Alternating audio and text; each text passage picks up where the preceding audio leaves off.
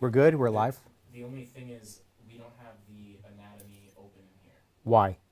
Because it's technically a BYG project. Can you grab it and bring it in while I'm talking? Because we're live right now. We're going to be in the pre-show. And I really want to do this pre-show. Lori. What? Check out my snazzy sneakers. Sexy. What do you think? I like those sneakers, actually. Yeah. Yeah, I like them. You didn't know I was wearing those, did you? I didn't. I wasn't looking down. I fooled her. And we're live here at the Streamcast Network. Oh, you know what? I have to do a refresh, and I'm going to start sharing this, sharing the love. And I'm going to share it all over the place. But I want to talk, too, because I got a lot to talk about here in the pre-show. What else is new? Excuse me? So let's share to a page. Let's share to BYG. It's live.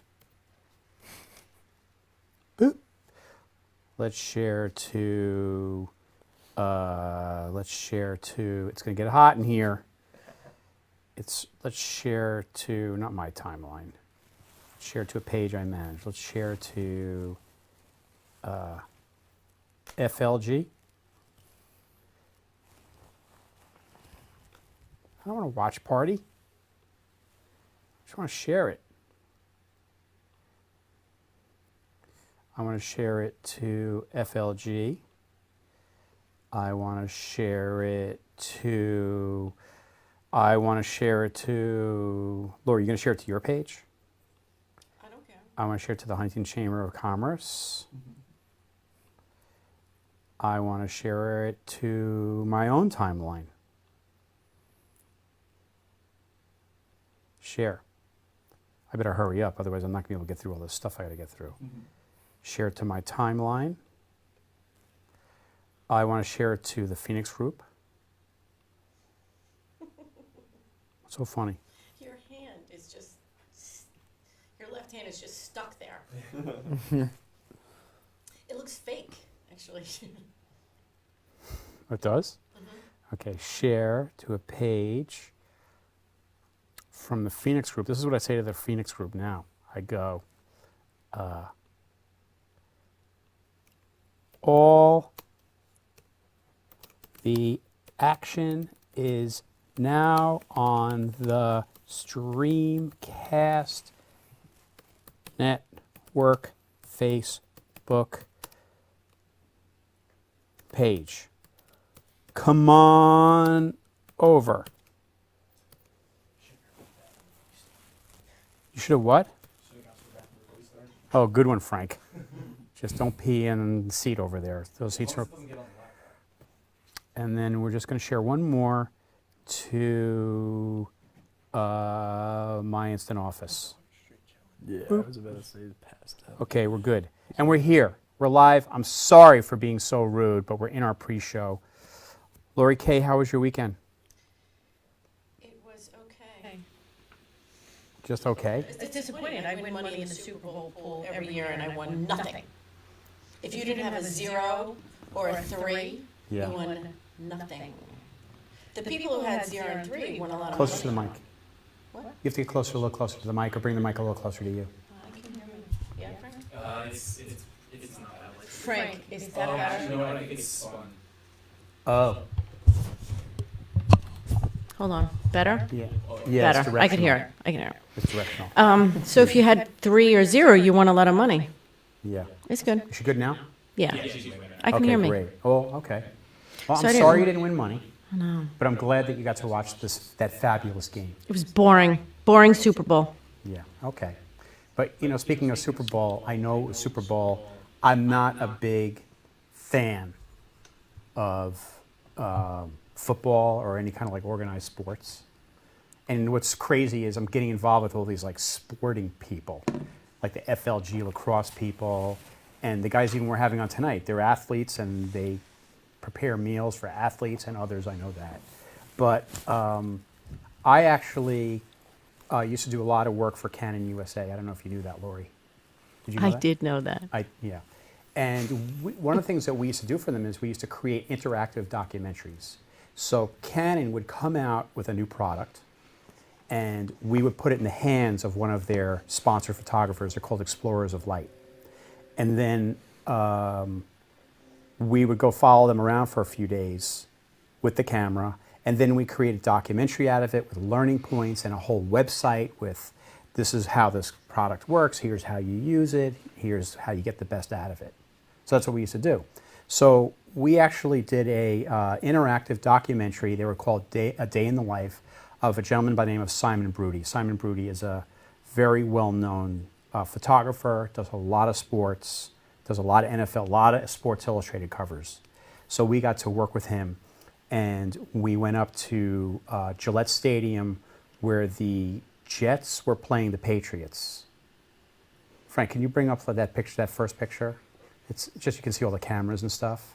I mean, you can hardly see anything there, but there's like 50,000 people in this stadium. And we got to follow around Simon. But when we got there, I was told that I could not go on the field because of the NFL guidelines. And they weren't, and even though Canon had all these sponsorships, they were only allowing one person from our crew on the field, which was bullshit. So, so I played, so I figured out how I was going to get on, but I didn't tell anybody how I was going to get on. And maybe I should tell that story first. So let me show you a picture of Simon Brudi. He's a great guy. He's not only a spectacular photographer. I mean, here's a picture of him with Michael, that he took of Michael Phelps. I mean, that's a phenomenal shot. Don't you think so? Yeah, it's pretty good. Then I thought this one's really funny. This is in an NFL game. Look what the coach is doing. I mean, if you go to his site, you see his stuff. He's a very, very, and he once told me that he felt like he just got lucky all the time, which I don't believe. And actually, Simon's there with actually one of my clients who's actually a good friend, Rudy. Rudy is like one of the top guys in photography at Canon or in the world. He's amazing. Anyway, and then, don't show that yet. But what happened was I wasn't supposed to be on the field. And you know my brother knows everybody, right? He's got a Rolodex that can go from here to California and back. And Canon was not stepping up to the plate to get me on the field. I'm like, you spend millions of dollars with the NFL. Why are you not getting me on the field? Oh, we can. Blah. It was a whole big mess. So I called up my brother and I said, Bill, I'm at Gillette Stadium. It's Sunday morning. The game is later this afternoon. You got to get me on that field. What does Bill say? Okay. Like without even a hesitation. Do you know how hard it is to get on the field at an NFL game? There's no way anybody's getting on that field. You have to have clearance up the wazoo. So Bill happened to know this guy who was a big wig at one of the TV networks. That's my brother. And he called him up and he told him the story. And that guy called up a big wig at Gillette Stadium. And the guy at Gillette, and I get a call back from my brother in 5 minutes flat. And he said, call up so-and-so. They're going to get you on the field. I called him up. He said, oh, you're the Canon guy. I said, yeah. How do you know? He goes, because I knew these things. So he said, you're on, no worries. You got your clearances. Just walk through the back area with the people you're going with and you'll get right on. So here's the best part of the story. I didn't tell the people I was with about my brother. I didn't tell them about anything. So I looked at them when we were in the car and I said, I'm going to get on the field. And they said, ha, ha, ha, ha. They just started laughing at me because they know how hard it is to get on the field because the guy who's a Sports Illustrated photographer, he's been doing it for years. And my client who works at Canon used to do sports photography and he used to do like NFL games and all different kind of games. They said, there's no way you're getting on. I said, oh, I'll get on. They said, how do you know you're going to get on? I said, I feel lucky. And they just said, yeah, right. So now the Sports Illustrated guy says to me, I'm going to bet you $100 that you can't get on the field. And now I'm feeling bad because I don't want to go on the field. I don't want to take his money. He's forcing me into a position, and I don't want his money, and I realize I'm going to give him his money. Now I'm feeling awkward. We get to the stadium, they go sail right through, and now they're just looking at me. And they're looking at me like, he's doing LSD, he's doing hits of acid. I don't know what he's doing, but he's not getting in. I walk up to security, I sail right through. Their jaws just dropped. They were just like eyes wide open, deer in the headlights, that was it. And I got on the field for that Let me ask you a game. question. If you were there representing Canon, Yeah. where did they want you to take pictures? What were you supposed to We do? were shooting video. Well, Canon never really worked it out for us to have a whole crew on there when they were supposed to. That was Canon's job, was to get us on the field. That's not our job. Somebody dropped the ball, I'm going to say. No pun intended. Right. And now they're too scared to say, oh, we got to get you on. They were like, well, we can't do anything now. And I'm like, are you crazy? We need a crew out there to do this. We can't just do this like one person walks out there with cameras and audio equipment and everything else that's needed and cables and all that. So here's a shot. You can tell, there's me. I'm on the ground. That's me with my little weenie lens. I didn't have any bigger lenses at that time, but look at my lens compared to these other photographers on the field. But there's me, I'm right. And I had the entire run of the whole field.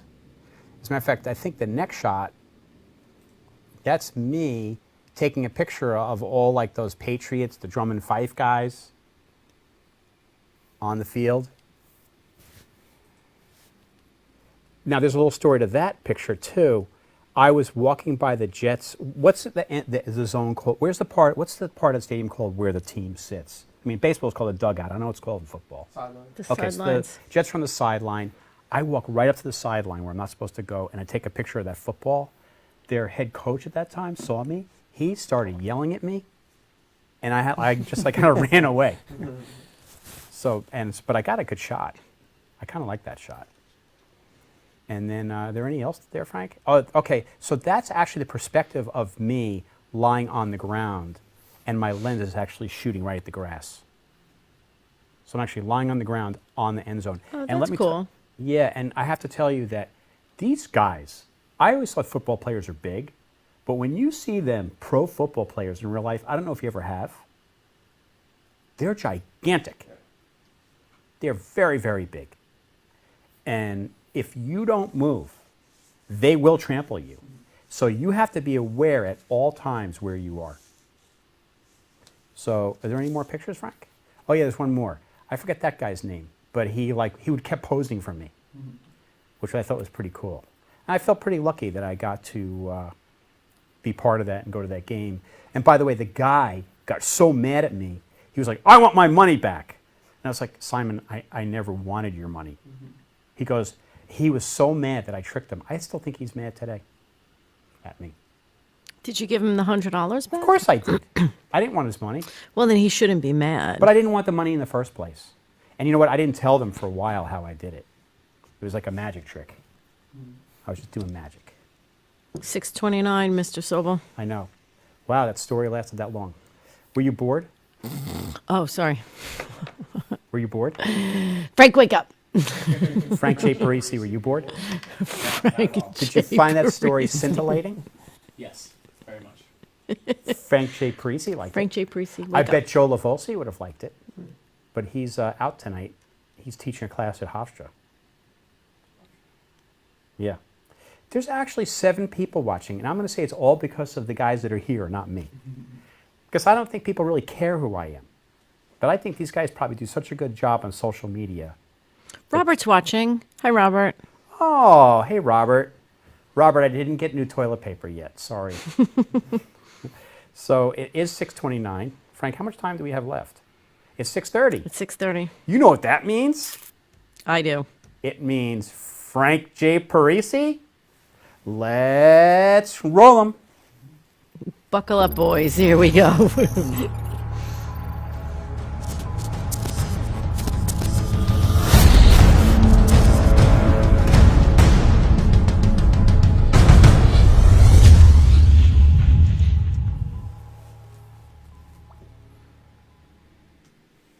Welcome, welcome, welcome to Anatomy of an Entrepreneur.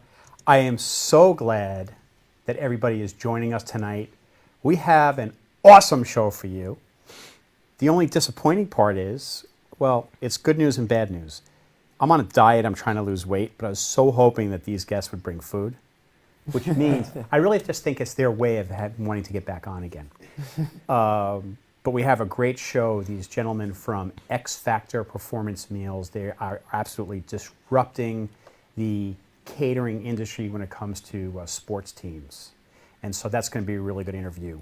But before we get started, and Lori, you know, I'm sitting kind of I feel kind of awkward because I'm sitting in a different position tonight.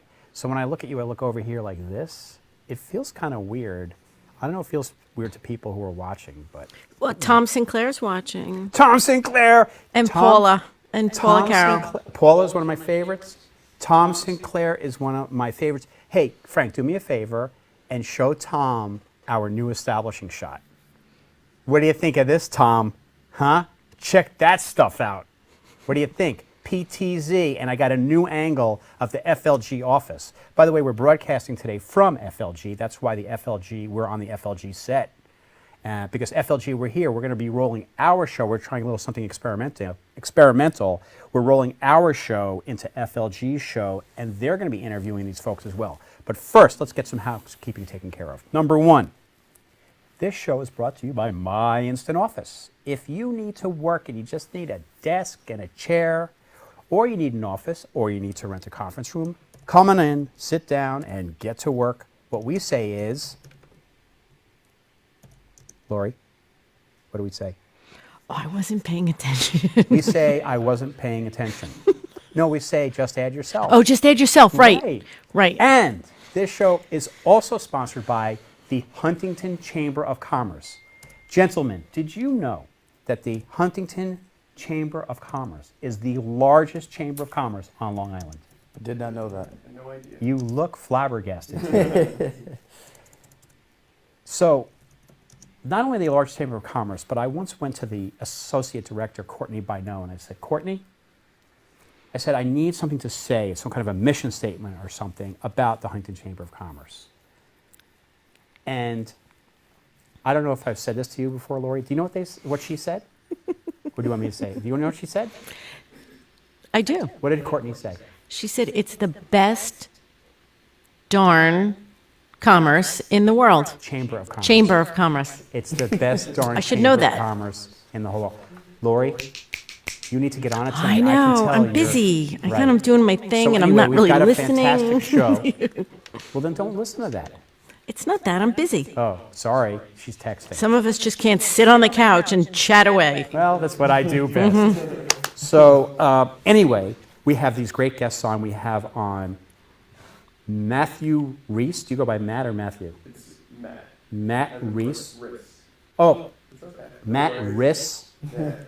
As in Riss's Pisses? No, that's Reese's Pieces, right? Anyway, and Mark Chiabury or Ciabury? You got it, just like that. Chiabury? Yep. Like Chia Pet, right? Chiabury got a Chia Pet. Anyway, they are the founders. I'm very impressed with them just in the little bit of research I've done. These guys went to college and saw a need and fulfilled a need, and they went from 0 plates of food to 6,000 plates of food servings a week. That's what they sell. Isn't that incredible? So let's welcome Matt and Mark to the show. Thanks for having us. Appreciate it. I'm very excited that you're here. I think what you're doing is really cool. It was Corey and Mike of FLG Lacrosse that told me about you guys, and they said, you ought to talk to them. And I just think, what athletes need is really good nutrition, and that's been, from what I understand, has been lacking. Yeah, nutrition's definitely been lacking, but the convenience factor is the biggest part of it all, and that's where X Factor is different. Every idea we have is, yes, it's nutrition is food, but we're delivering it right to your door, right to your field, and making it super easy. That's really cool. But you have a hook. Yeah, meals and natural style. Right, that's pretty cool. Yeah. So I'm going to start with both of you. Can you each tell me, I want no more than 1 minute each. Tell me who you are. Tell me about you. All right, so I'm Mark. I was born in Suffolk County, 1996. I'm only 22 years old. I grew up playing soccer, close-knit with my family, things like that. I went to Safety North High School, graduated in 2014. Then I went to Buffalo State for a semester. I played soccer there. Came home, started X Factor, and that's where we're at today. Cool. Yeah, I mean, me and Mark have very similar backstory. Did the same thing with him. We actually grew up playing soccer together. So we were on the same team since the age of 4, all the way Wow. up until college ball. You guys know each other since you're 4 years old. 4 years old, yeah. We have pictures and videos of us playing together on the field. Do we have any of those pictures, Frank? Are they any of them in the system? No, I don't think so, but we'll have to, Okay. we'll have to get them out there. Okay. To dig up the old files, Well, you know? you can always take your phone and go like this. Yeah. But that's really cool. So you know each other very well. Yeah. Which means when you went into business together, there were no surprises about each other. No, I mean, it's been a team from the beginning. Yeah. You know what I mean? And that's, I think it's really important. Like, business is team building, you know what I mean? Yeah. And when me and Mark are on the same page, Yeah. it really helps with growing. We And- both know our roles and have our roles, and we play them pretty well, I'd say. And in entrepreneurialism and building a business, it's so important to when your partners to know who's strong at what, who's not so strong, and being able to know that yourself, Yeah. so that you can get along. And I think that's really cool. And teamwork is key, Yeah. right? Absolutely key. So when you guys were like little kids, what were you like? What are some of the differences between you seeing each other now, and what are the things that are still the same? From when we were kids. Yeah. I feel like it's a lot of the same, I right? don't think we've grown up much. In some ways, you know, in some aspects. But, Yeah. I mean, we're always, and I think our employees can say that, we're always having a good time. You know what I mean? So you're putting in long hours doing, you're running your business. There's times we're working 12, 13-hour days, but the whole time we're having fun with it. And I think that's something that when we were 5 years old, we were laughing, you know, we're 22, 23, and it's not that serious. You know what I mean? We're still having a good time. Yeah. Did you guys have any idea like 3, 4, 5 years ago that you'd go into business together? We actually had a very similar business idea right before Matt had went to Brockport and I went to Buffalo. We had just graduated high school and we said, man, it would be such a good idea to start like a meal prep company because we saw a sign at a local gym we went to, World Gym, at the time that we had both been members of and we were working out. 17 or 18, we looked at that and we were like, yo, we could do that. You know what I mean? We thought we could do it, but we were young, you know what I mean? So we went away for 2 years at school, and during my last semester at Brockport, it was that's when the idea spurred for me again. Yeah. I studied exercise science, and while there, that's when the idea kind of, you know what I mean? I saw a little niche that I think we could hit. So, so you didn't actually try this business once and fail. It's just something that you guys just put this on the table. No, it was an idea that popped into our head and then we said, and then we both went away to school. He committed to Brockport, I committed to Buffalo to both play soccer there. Right. And then when we came home, we decided this is a good idea, let's go for it. So were you thinking about it at all while you were at college? So I was like the kid that had a million ideas. Like it wasn't just this idea. Like I was thinking of like I actually just saw my college roommate and he reminded me of my protein beer idea. So I was like trying to figure out a product that was different. You know what I mean? But this idea sparked within the last 2 months of my time at Brockport specifically. And that's the one that I was like, all right, this is not only that bringing value to customers, but it's something I can do right now. So this is before you left Brockport. Correct. That's when the idea started. And Mark was at Buffalo, was up in Buffalo at that time. Yep. Were you thinking anything about this, or did you tell Mark anything about this? I gave him a phone call. You know what I mean? And I think I was in a sports nutrition class specifically. And I just was like, yo, have the idea to feed athletes at large tournaments. You know what I mean? I think it's something we could start with almost no money. Because at the time we were broke. You know what I mean? Broke How did you think? I mean, there's a lot of costs involved in food. Sure. But the thing is also, we also had some guidance, which is important. Very important. Jimmy Heitner, he actually ran a similar type of business years back when me and Mark were playing soccer. And we were at the field and he was feeding athletes at the tournament venue, you know what I mean? And we learned from him a little bit. And I gave him a call and he was like, yeah, I stopped doing it about 2 years ago, but I could give you a business plan. And that was kind of the start, you know what I mean? That was a little push we needed. And then X Factor has grown since then, but that little idea got us going. But you self-funded pretty much the whole thing? Yeah. So that's not an easy thing to do from the beginning. I know I started a business from ground up like you guys did. I ran it for 26 years, and it took me a while to get the capital going. Now, after I got established, I always made sure that I had a lot of capital. Do you guys make sure the cash flow, what do you do? I mean, I mean, How did you build it up? we started on very much a shoestring budget. You know what I mean? We were very much so down to our last dollar. We were very much so down to happened? like Tell the us. last dollar. Like Tell I'm us not the talking story. 10 I remember last dollar. Yeah, like one of the first couple months of business, we looked at each other and there was like $87 in the account, and we were like, we'll make it happen. You know what I mean?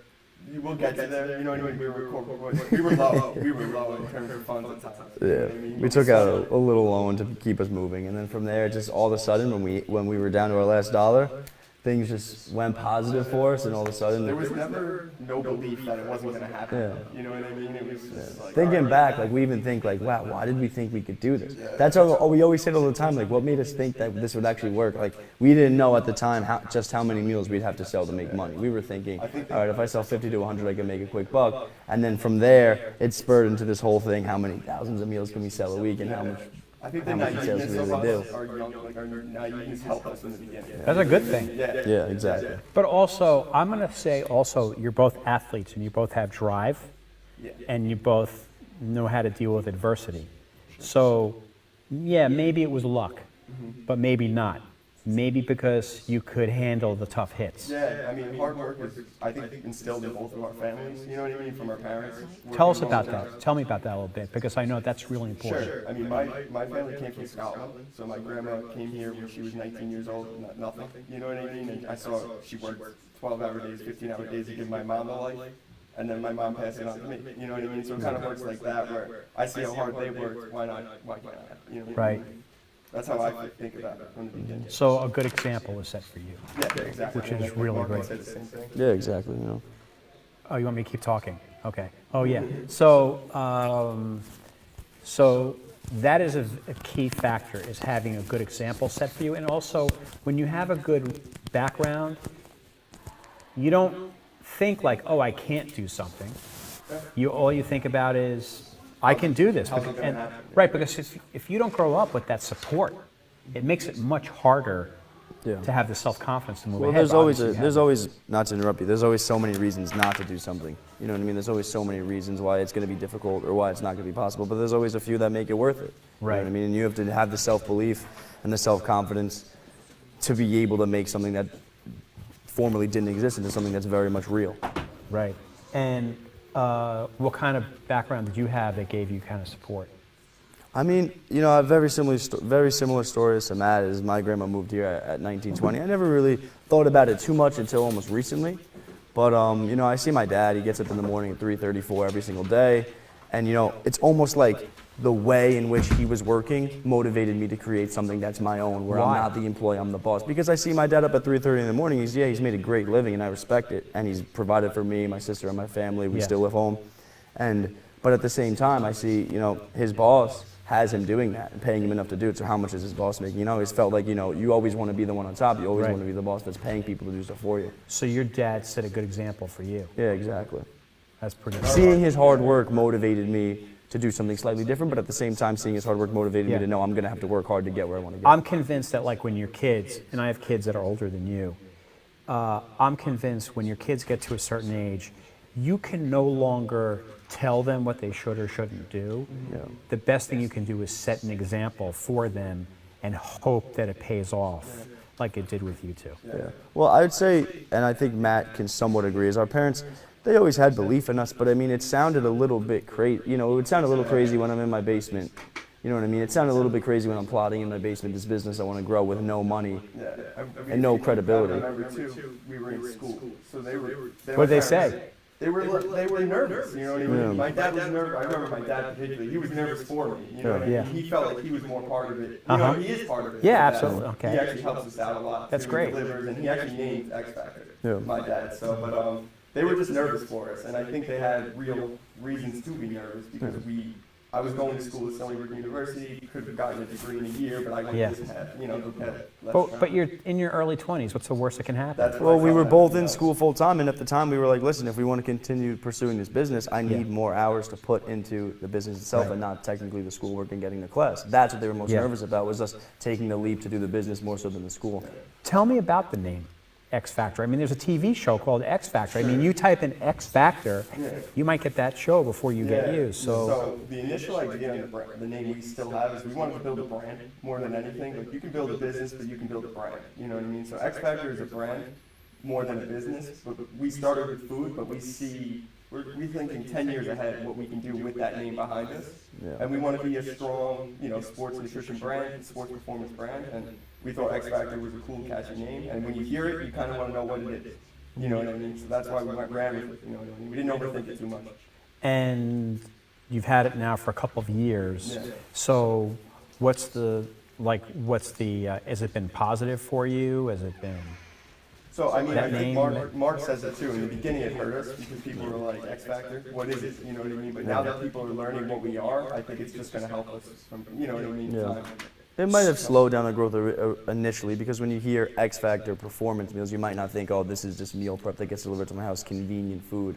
But at the same time, I think with the platform we have now, it's allowing us to be much more flexible as a business, whereas we're not stuck to a name that screams meal prep, that makes Right. clothing to promote their meal prep. Right, because- now we're a brand that can now go and make X Factor performance merchandise and make it super high quality and really sell. Right, so that if you wanted aspect to, you of it. could make sporting gear And Exactly. that's our- once you have the brand, because the brand means everything. Exactly. You know, in live streaming is more about content marketing and brand.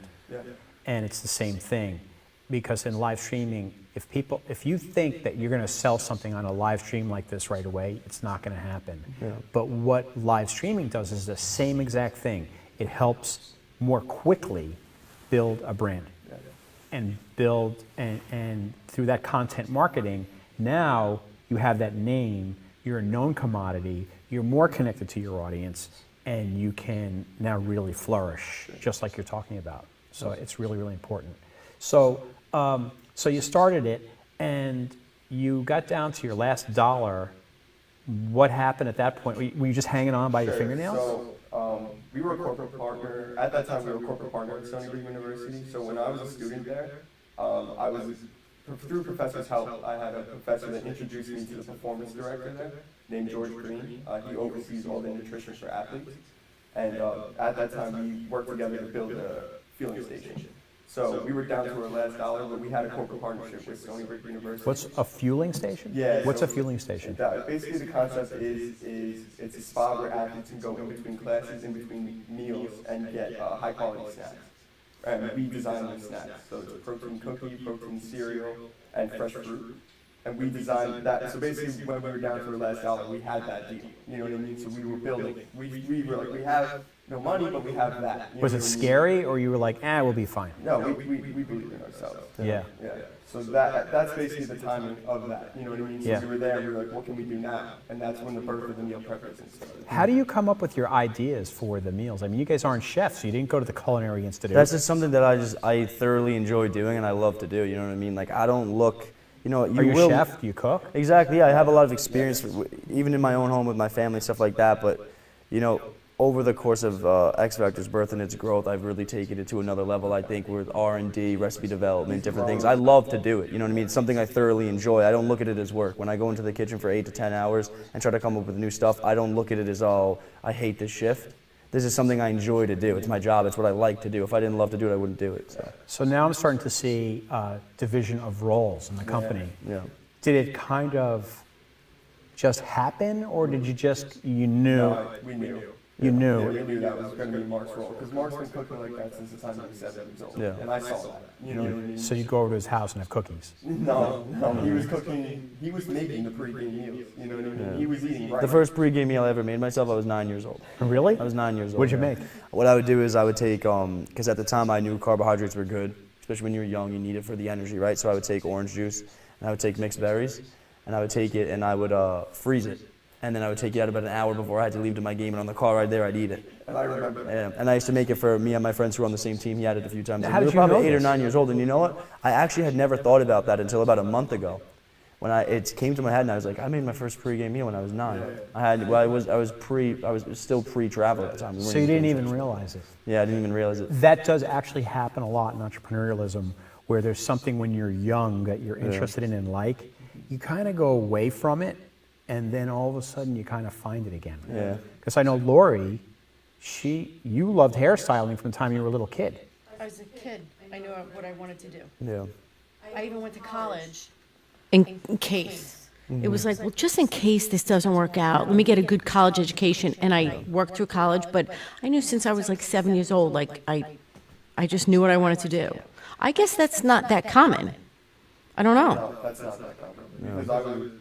Because I had no idea what I wanted to do until it hit me all at once, and that was at 20 years old. So I feel like a lot of people in my experience, have no idea what they want to do. They're 20 through 25 and they still don't know. Did you have any idea, like, maybe I'd like to be in sports, maybe I want to be in sports marketing, maybe I Well, I was always obsessed with sports. Okay. So, I guess that was kind of where I was leaning towards studying exercise science. So I Right. could have seen myself coaching, something like that. Right. And I still could in the future, you know what I mean? Yeah, but I'm you not never- holding myself to that. But you never really left it, Never left because it, you're yeah. still in that world. Yeah, exactly. Yeah. So. And that's what you have to be passionate Yeah. about what you do. Tell me about the passion. Tell me, like, did it happen all at once? Did it kind of grow on you, this thing?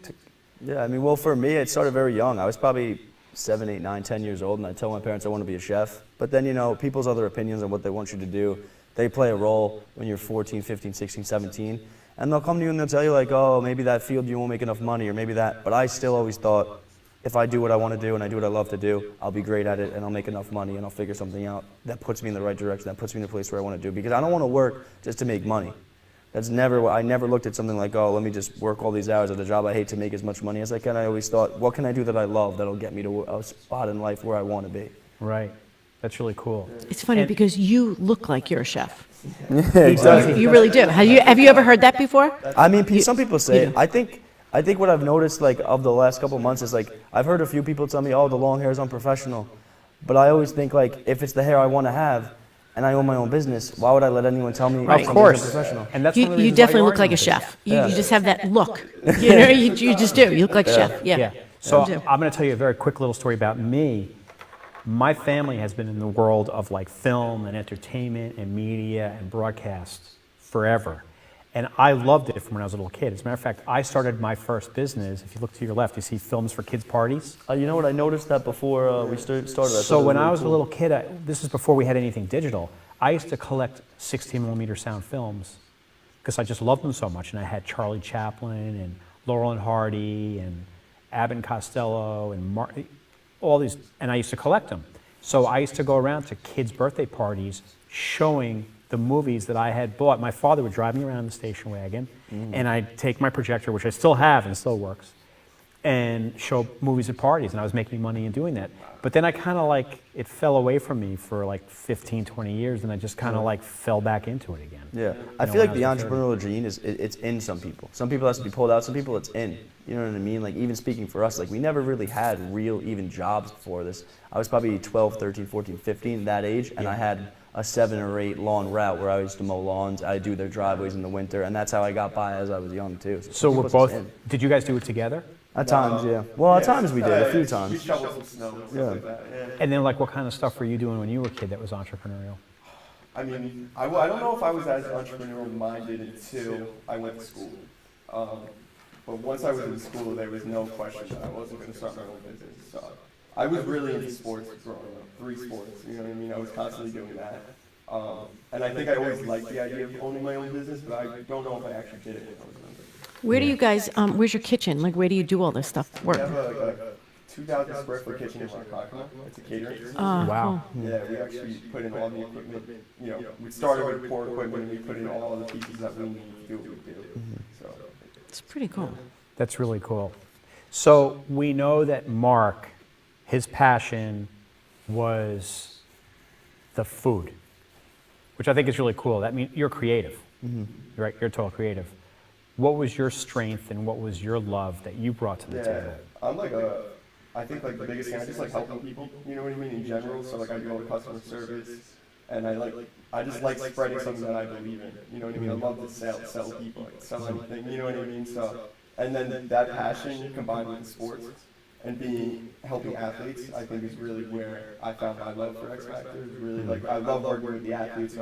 We work with Stony Brook University's men's basketball team, so we're friendly with those guys now. We love watching them win and grow as a program. You know what I mean? It feels like we're part of that. Yeah. And I really love that avenue of the business. On top of the meal prep. So you're heavily entrenched in the university. Yeah. Are you looking to expand that to more universities? Yeah. So we actually are working with Hofstra University now. So Cool. we actually just met with them yesterday, believe it or not, and had a really great meeting and hoping to keep moving forward with them and feeding their athletes the same products we feed the Stony Brook athletes. Right. Continue to grow. And so tell me about the Stony Brook. You're in the incubator. Yeah. So Can we you tell us a started- little bit about that? Because Sure. I'm sure there are a lot of people who they'd be like, oh, because there's a lot of opportunity for a lot of people. Yeah, so we started in an incubator, which is probably like I don't even know how many square feet. It's probably about a 20,000 square foot facility, but about only half of it is for the kitchen. The rest of it is like a technology department. And basically what the Stony Brook incubator is obviously kitchen space is very expensive. Kitchen equipment is incredibly expensive. And a lot of people that have a product they like to make and people love to eat, they don't necessarily know exactly how to go about packaging it, producing it safely, cooling it properly, delivering it. They don't know any of that. But the incubator will come in, you'll go into the incubator, you'll go in there, they'll explain to you those processes that allow you to run your business efficiently. They give you the kitchen space, they even have staff there that you can pay to work with you, and they'll basically help you get your business off the ground. That is so cool. They're a complete weapon and a Like, huge because tool how that could we you use. have done it without that? Yeah, we wouldn't have. I mean, think about everything you've learned over the past couple of years. How would you have gotten that knowledge? Yeah, that was really helpful in the beginning. I actually saw Martha Stanbury, she was the director. I saw her the other day in the grocery store, and she looked at me and she goes, "You're doing good, right?" And she had a feeling that we were going the right way, but she helped us a lot there. Yeah. Well, you can tell you're both hard workers and there's like, it's discipline, Yeah. right? Tell me about some of the failures you've had, So, I mean, Where should we start? yeah. right? Where do you start? The Yeah. first one was probably the roughest, I feel like, because Yeah. we thought we were about to crush it, you know what I mean? So we actually positioned ourselves awfully at a Ronkonkoma street fair. It's like a Labor Day parade, you know what I mean? Where street vendors are selling hats, all that stuff, fried foods, and we were out there trying to sell protein cookies and muffins. Yeah. And looking back, it made no sense. But we got there, and I called Mark. I was like, "Yo, I think we're gonna need more food." Well, when I showed up, and he was like, "All right." So he stayed back and we cooked more food. We didn't even sell anything. You know what I mean? We lost a lot of money and learned a Oh, lot no. quickly. But that was like before any of this. You know what I mean? That was the first thing we ever did, and it was a huge Right. failure. Right. Huge. That was Yeah, that was bad. We lost some money, and at the time, some money was a lot of money. It was too much money to lose. So. How did that, describe what that felt like? Did it? I mean, I would say it definitely deflated us a little bit, Yeah. but we bounced back the next morning. We were ready to get back in the trenches and figure it I out. was out there, although I knew we were at the wrong place, I was out there selling anyone walking by. Yeah. I was trying my best, and I got some sales, but Yeah. people like were more respecting me trying, you know what I mean? Yeah. Absolutely. It was almost more guilt, like, all right, I'll buy one of your muffins, dude. Like, you know what I mean? It was almost like it It felt was bad. funny, but looking back. So, entrepreneurs, they have to go through thick and thin to get where they wanted. How do you bounce back? What do you do? Like when you get deflated like that, and I'm sure that's not the only time you get deflated, and no matter how successful your company gets, you're going to continue to have failures.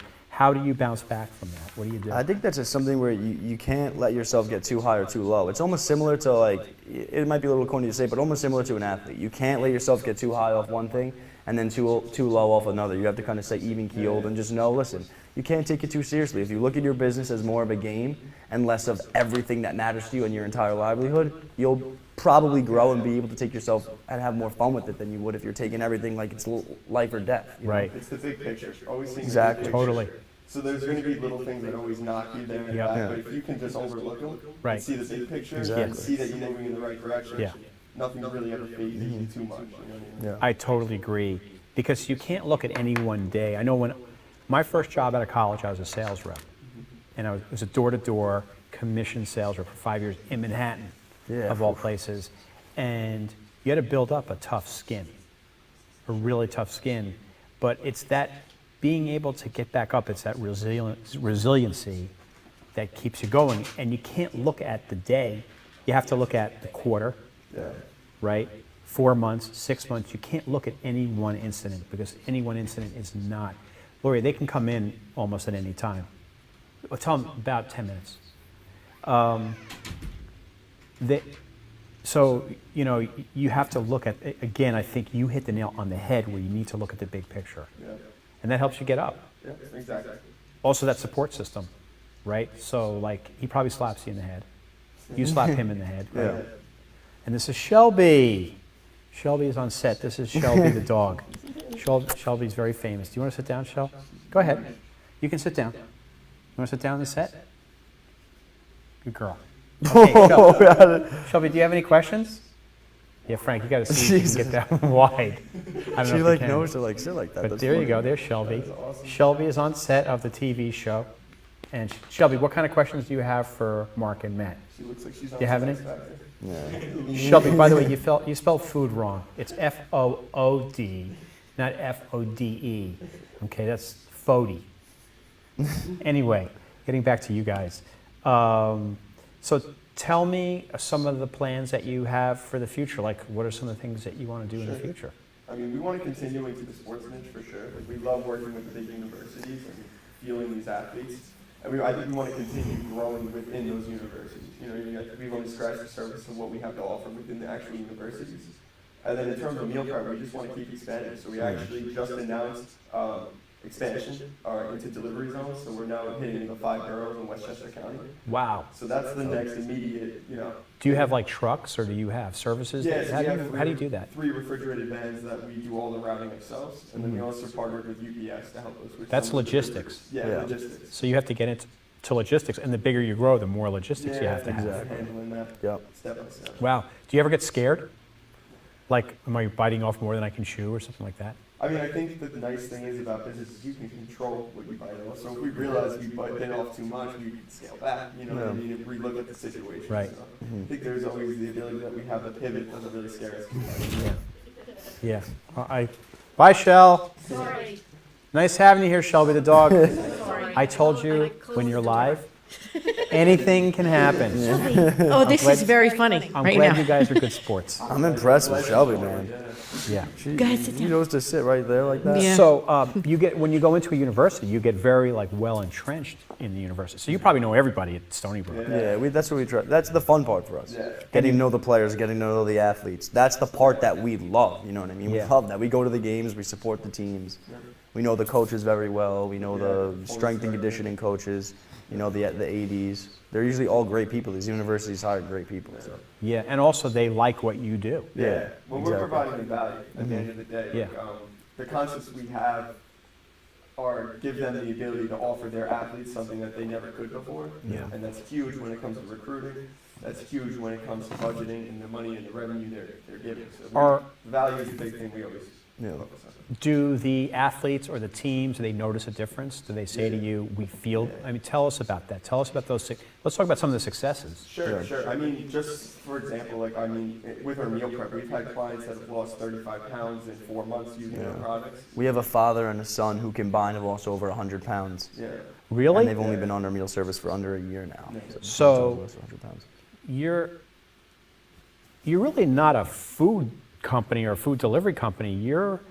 It's much bigger than that. Huge. Yeah, and it's just still, like we said, we feel like we're only scratching the surface of what we want to offer. And that is a message we are trying to get out there. Is right now, you know, our You're a revenue lifestyle. stream is meal prep, but yeah, we're lifestyle. Yeah. We're lifestyle meets caterer. You know. That's really cool. Yeah. Tell me about these guys. They lost 100 pounds. What did they called you and said, no, we want to lose well, weight? They actually went to the same gym we did, named Sean Fitzsimmons, and yeah, he was amazing. Disciplined training, but on top of that, he used our meals. And the thing with our meals, our meal prep meals are all portioned, so you know exactly what you're eating, and it makes it super easy for coaches to tell you what to eat.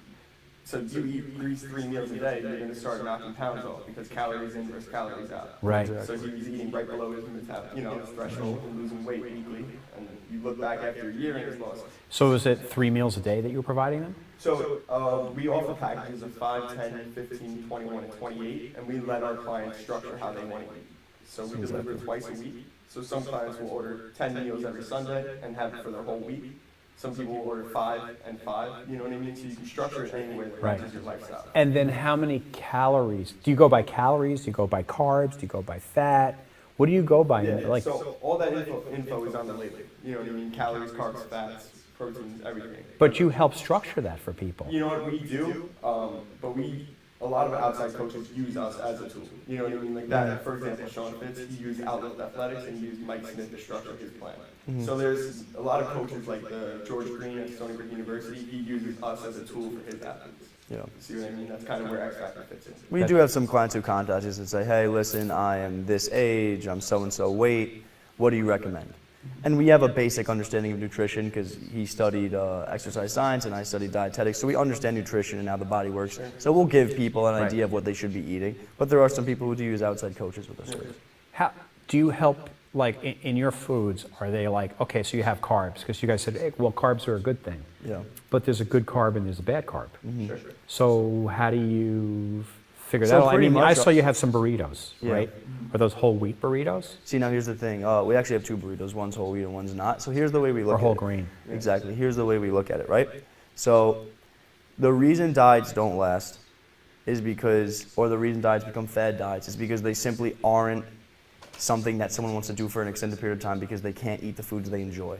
So we said, okay, what can we do that allows people to live on our diet and make it a lifestyle, not just a quick fad diet in January to lose as many pounds as we can in the shortest time as possible. So we said, what if we make foods people enjoy, that we restrict the calories so that they can still enjoy it and still continue to lose weight. So that's pretty much what we've done. So you might say, okay, listen, a flatbread might not be the healthiest form of carbohydrate, but eating my flatbread, you're only gonna eat 420 calories. If you eat a flatbread from some restaurant in your neighborhood, you're looking at over 2,000 calories with 10 times the carbs. You see what I'm saying? So if you're gonna eat through us, you might still be able to eat some of the foods you enjoy and stay on that diet for a longer period of time because you're not hating what you eat. Right. So you source out the manufacturers who make the most usable calories. Exactly, yeah. We have Right. about 6 or 7 different food providers we use right And now. we bring it in and we cook and prepare everything. So we actually have like 13 employees right now. Wow, full time? I would say half full-time, half part-time. Wow, that's awesome. Yeah. So it's an operation, you know what I mean? We're bringing the product, so we get orders, order deadline for Thursday for Sunday delivery, that's our big day. We're buying everything Friday, prepping it Friday, cooking and packaging everything Saturday. So you order and then I go and buy the ingredients. So it's Gotcha. something That's a that smart you way to never- do it. Exactly. That's cash flow. Yep. That and people, you're not getting a product like that anywhere else. Where it's super Fresher. fresh, you know what I mean, right to Yeah. the door in a day turnaround. Do you use organics in some of your products? Some of our products, yes. We don't claim organic as of right now. Because of the price point we're trying to. Exactly. Right. So it makes it tougher. Yeah. But who knows? Someday you might be able to have two different lines. We've The been organic- and we've talked about it, we've mind, and that's something we'll grow into. Like we said, we're scratching the surface. Yeah, I mean, you're only in business how long now? 2.5 years. Yeah. That's incredible. When did you start having positive cash flow? About a year and a half ago. Yeah. Really? So within 6 months, within 1 year, after 1 year, you're already making money. That's incredible. I have a question for you guys. Okay. You know, this whole thing is very interesting, and just to helping the people with the, you know, the athletes, and then this other guy who you said lost a lot of weight. Did you guys ever think about tapping into like the medical industry, where like people who are going for chemo, you know, they feel so, you know, they're just so blah, you know, there's all about, yeah, you know, tapping into something like that where you could help people feel better just with eating the right food, because, you know, you get chemo treatments and these people are down for a couple of days, and half the times they don't really want to eat that much, but if they did eat, if they ate the right stuff, could make them feel quicker. Like, it's just something that you guys were talking about. It's like, wow, you could help other people with doing the right balance of the food that, you know, and it's not like something that you're watching on TV, you know, some packaging stuff. This is, you guys are going out, getting the food, buying it, making it specific for that person. Like, there's a whole new world that you guys could open up to that you might really, because you said you like to give back. I'm kind of one of those people too. I'll do anything for somebody. And, you know, what a great feeling to be able to take what you're doing and really help people who are sick. You know what I mean? Yeah. We Ding. had a couple clients that were going through a similar situation, reach out, and we were able to help them with a discount code. You know what I mean? So Yeah. we like to feel part of it too. Right. You know what I mean? And Right. Any way we can help like that is amazing. Yeah, I totally agree. I totally agree. Yeah. So I guess this, one of the next phases was not just universities, but delivering to homes. Yeah. I would think that's tougher than doing universities, because universities is like, okay, here's 100 meals, Yeah. and then you can now it is exponentially less expensive to do it that way. Yeah. Now you're doing to one person. How do you keep, it's a great idea, but how do you keep the price point in place that someone can afford it? Especially when you're delivering and it's time and all Yeah, that. we're affordable. You're looking at an average meal somewhere between $7 and $8 delivered to your door. Wow, that's it. Shipping in Suffolk County is $10, Nassau's $15. The reason we can afford it is because we have so much inventory. You know what I mean? Exactly. Gotcha. So, So I'll pay $10 on top of my food for my delivery. Yeah. And I'll buy probably a week's worth of food. yeah, 10 Exactly. to 15 meals is the most common. So I'll spend about $70. Yeah, you're looking to your door with taxes and shipping $90 to $95 Right. right now. And on the Long Island area, our tri-state pricing is a little bit different just because of how far we are. Yeah. Right. That's really cool. Yeah. Do you guys ever make deliveries? Used Yeah, to. sometimes. Used to. Yeah. Yeah, I mean, I used to do it in my 2001 Honda Accord, Yeah. Great car. Rumbling, Yeah. rumbling down the street. But, Just hoping to get there and back. yeah. Yeah. You know what? Because entrepreneurs will do anything to keep customers happy. I think these two would pull a wagon if they had to. You could hear the passion. If they had to pull a wagon down the expressway, they'd be doing it. What kind of things do you do to keep your customers happy? And, it's much easier to maintain a customer than it is to find a new one. What do you do to grow, to keep your customers happy and to grow that customer? I mean, they love the new products. You know what I mean? Anytime we're dropping something new, I'm mad now they didn't bring food. I am mad. we'll send the box. Don't Yeah. worry. But yeah, dropping new products always customers love that. You know what I mean? Because they're eating the same thing every week, and when you're adding something new to the fold, they're always happy. Yeah. And we're just a super customer first company. You know what I mean? Any issues they have, we're here to resolve it right away. You know what I mean? So It's putting the customer important. service at the end of the day is what you have. Yeah. And where are you going next? What are you going to do? I think right now. Here's the question. Sorry, I'm going to interrupt you. Where are we in 5 years? You must be thinking you have to think 5 years. Lori, they can come in now. Okay, 5 thanks. years. I was thinking probably a few regional kitchens and then satellite stores surrounding those where we sell our meals in. Do you see yourselves going nationwide? Yeah, always. We've always talked about that. But Good. who knows? You know? Yeah. Why not? Yeah, that's really the question. Why not? You I think can't- building good relationships at universities in different areas, building Right. regional kitchens to match those areas, and then satellite stores off those regional kitchens sounds like a great plan to me. Yeah, that's really cool. So, and you're expanding now. Are you starting to open other satellite kitchens yet? That's in the works. It has to be in the works because of growth. You know? Yeah. So. Yeah. So you're smart about your growth. Shelby is blocking the camera. Shelby, what are you doing? Shelby, do you want to sit down? Then sit down. Come on. Need some help. There you go. Shelby's old. Yeah. Shelby's Really? almost 10. Really? And Great Danes only live to be like 8 or 9. I feel like she's bigger than most Great Danes. I feel like She's Great Danes not. are usually thin. Right? She's not, like well, yeah, thick she's and big, strong. but she's not because, there she goes. Lori had a male who was 35 pounds heavier than her. Really? Wow. Yeah, she's big. Where Corey and Mike coming? The heck are they? This is partly their show. You two get in here, you're fired. Okay.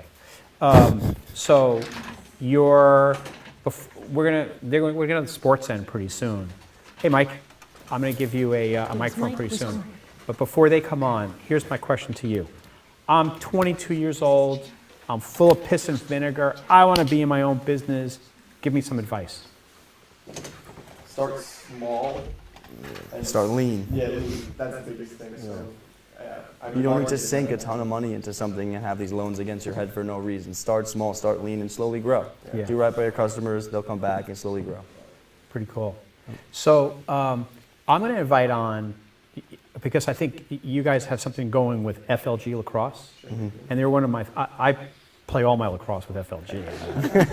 I mean, every game I've ever played has been with FLG. I mean, I remember Corey when he was just a baby.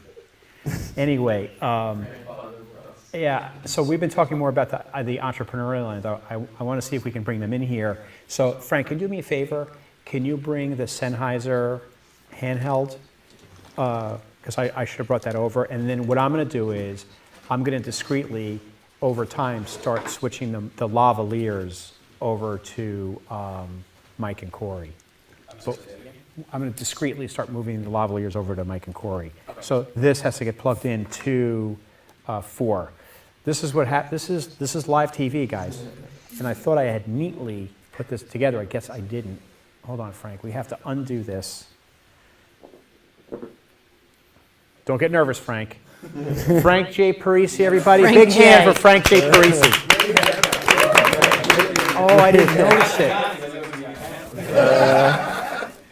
Frank, I got to tell you, the ladies are just going. You should see the views are going It went crazy. from 19 to 59 right now. Look at this, 59, 159.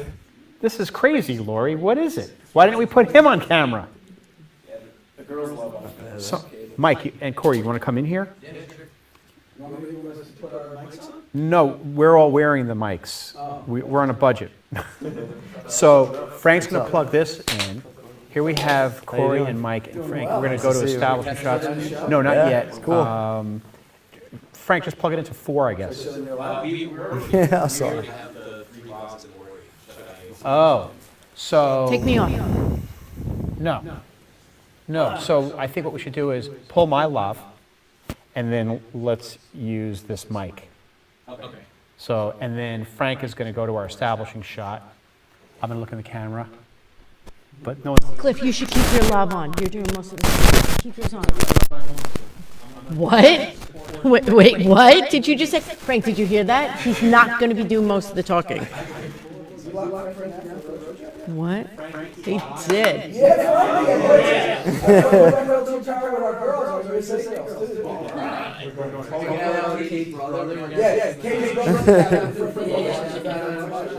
What's your brother's name? Stevie Simone. You might be watching Stevie Boy. Frank, we okay with this one? 1, 2, 3, 4, 5, 10, 9, 10, 6. Frank. You guys don't have to worry, you're still. Yeah. Hello? Frank? Here so you can see your gut. It's fine. You need me to slide? Yeah. All right, cool. Dalton. Yep. Yeah. He's in LA right now. With Mahomes. Yeah. He's gonna be living with him for the next month in LA. Yeah. Yo. You hear Yeah, it? it's ridiculous. Yes, 1, 2, 1, 2. Could have played in the You hear it league now? at that. He probably could have played Yes. college ball.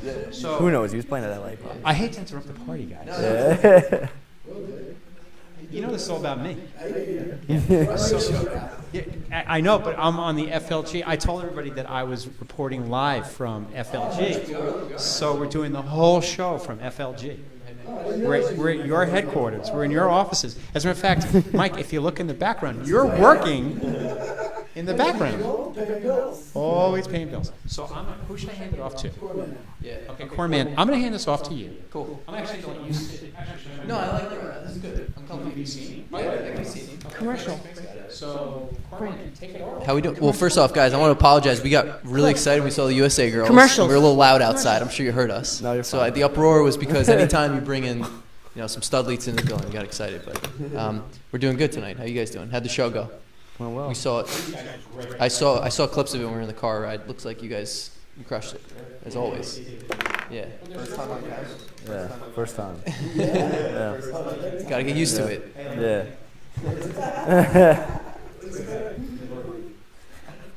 What? For who? You?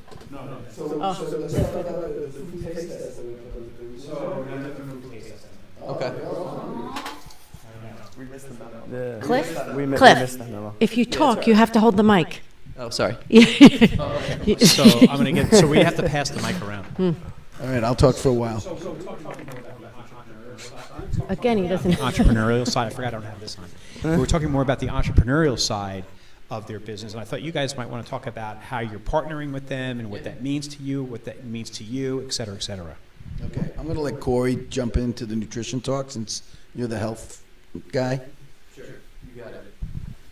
All right, so we run, as you guys know, we run a lot of like lacrosse tournaments, big events, where we bring in athletes who are, recruitable age kids, mostly high school, and they're looking to play at the highest level. And one thing that we noticed was missing with a lot of our events And just our program in general is bringing in someone who can basically fuel athletes throughout the course of a day. So you go to a typical tournament, and the girls know, they experience it, I'm sure, a ton going through the recruiting process. And like, to find something good to eat, it's kind of it's a journey. You got to like leave the campus, you lose your parking spot. You know, usually a lot of the food vendors and trucks there are not really there to basically cater towards athletes and some families who are looking to be health conscious. They're a little more like tasty, you know, hot, sweaty, like meals that you just don't want in the middle of a 90-degree summer tournament day. So, you know, we were lucky enough to get connected with you know, these guys through Alexa, who we work with here at FLG Lacrosse, and you know, just hearing about their company and what they have going on, it was kind of it was a no-brainer. I think now they're at a point where their company's growing, which is really cool to hear, and they can you know, work with us and help fuel and serve all the athletes that are going to come to our events. They're going to you know, have this really cool feature where people can go on, family members, athletes who are coming to our events, before they can literally order exactly what meal they want, and they can come and just pick it up the day of. They're going to hook up all our college coaches with healthy meals. That's going to help them recruit and do the best job they can possibly do during the day. And people can even just come and order food, and they're going to have it ready to rock during the summer months. So I think our partnership with them is like one of the more exciting things that we've kind of initiated, and one of the newer, I think, things that we've done. I think because we've been doing events for about 5 years now, you know, we don't always change things each and every year, because if things are working well, we don't really try to change them. But the food situation has never been great, and now I think it is going to become pretty great. And not to mention, their food tastes really good. It's also super healthy, so I'm a big proponent of that. And I think now lacrosse is getting to the point where people are starting to realize the importance of nutrition, because they're taking the sport really seriously, and they're kind of treating it as if like, hey, we're not just like kids out here that like sports and you know, just want to eat something. They're like, hey, I need to eat to perform at a high level. So I think X Factor does that, and that's basically what the partnership's going to entail. So. And we're going to do some cool promotional stuff, too. I don't know if you want to touch on maybe some of the... We don't have to give names away. Do you want me to talk a little bit about that? Yeah, go for it. All right, so... I'll tell you what, he gets on, the users open up. I mean, that's it, man. This is big. We're doing big things here. Thanks, man. I think Chelsea's on there, too. That's sister and niece. Yeah, so...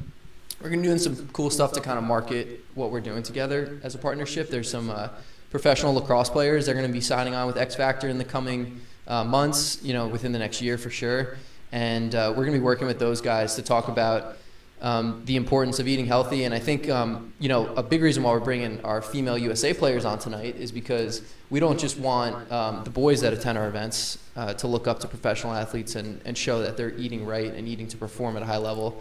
But we also want the female athletes who come to our events and are young and are going to be watching the show tonight to understand the importance of it. So I think, you know, we're going to be working a lot with some of the stars in the game who are going to work alongside X Factor, and it's going to be pretty cool. We're going to do some really fun stuff. We got our magazine coming out March 1st. You bet X Factor is going to be in there. We're definitely featuring these guys because they're absolutely killing it, and we believe in them. So definitely tune in on March 1st at the Long Island Lacrosse Journal. We're going to be definitely doing some product placement. I think in future episodes we're going to bring some of their food on, do some taste testing, which, you know, yeah, we'll just have you guys back. Let's make it weekly. We gotta have food when Carol Rose comes on. When Carol Rose comes on, we're gonna have some food. Carol is she's the East Northport head coach, and she runs Yellow Jackets, which is the largest girls program on Long Island. Could be one of the largest programs in the country. And she'd be a good person to taste us. Her husband's a great guy. He's a workout freak, and he'll be very interesting. And it's funny, one of the stories that Dalton, one of your professional athletes, told me is when he got injured at UNH, he found nutrition and it helped him recover. And that's something that most kids don't know, that how you eat assists you in the recovery off of injuries or just keeps you from injury. Yeah, I mean, when you're thinking about professional athletes, there's such little. What's that? I'm not allowed. Oh, okay. Yeah, but when you're talking about professional athletes, there's such little margin for error and things like that. So when you think about nutrition, that's the little edge that's putting them over. You know what I mean? Especially with Dalton's case, it helped him recover from an injury and get back onto the field, which was huge. You know what I mean? He couldn't figure out what the issue was.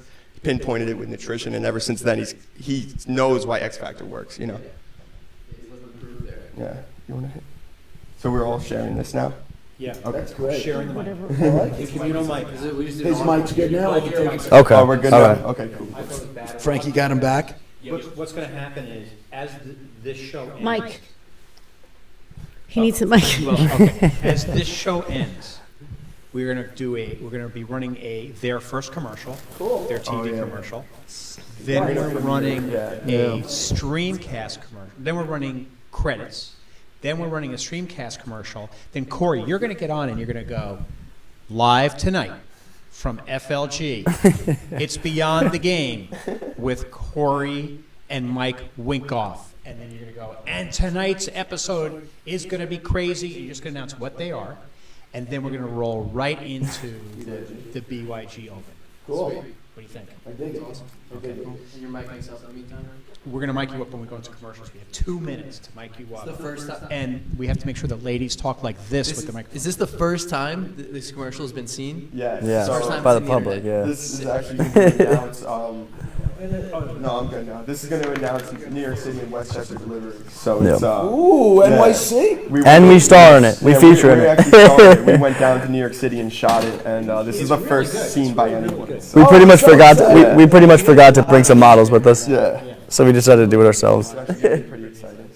So I think what we're going to do is there anything else that you'd like to impart to the audience before we go? No, we're just excited to be working with FLG. Our initial idea when we started this business was to be at tournaments, vending athletes. Super convenient, like we said. It was the first idea we had, and we've kind of expanded since then, you know what I mean? So we're looking forward to getting to work with FLG and really bringing our healthy meals to their tournaments and really bringing X Factor to them, you know? I think that's really cool. Yeah. I think you guys are on a trajectory. Oh, hi, folks. I think you guys are on a trajectory that's going to just go skyrocketing. And I'm very impressed. I can't wait to have you back so that we can get a continuation of the journey. Thank you very much. Thanks So, for having us. Without further ado, and guess what? Officer Joe Lavolsi is here.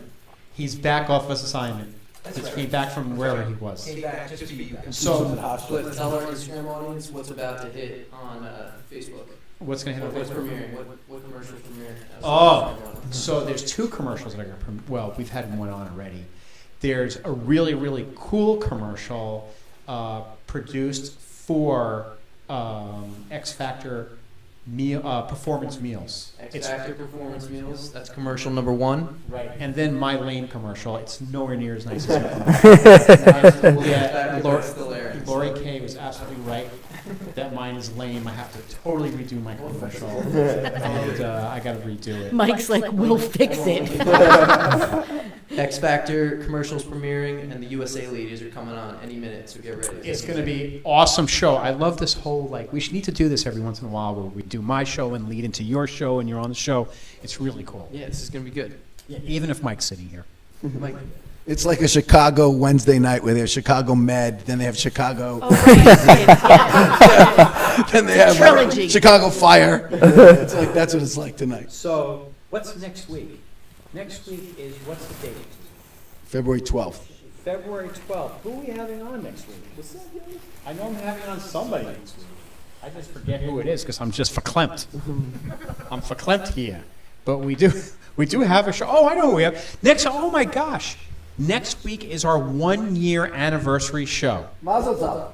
And on our show is our guests from our first show. Love them. Love Diane and Marie Yeah.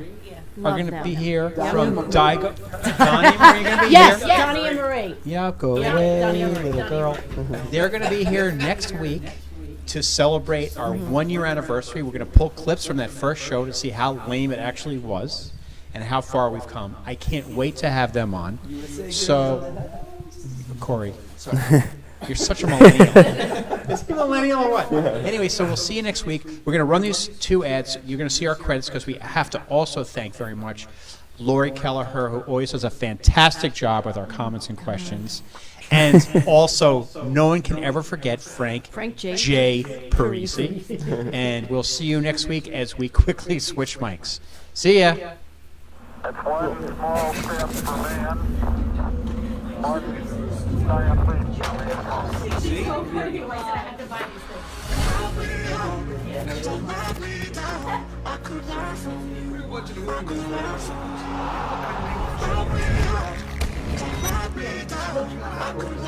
More and more fire and smoke.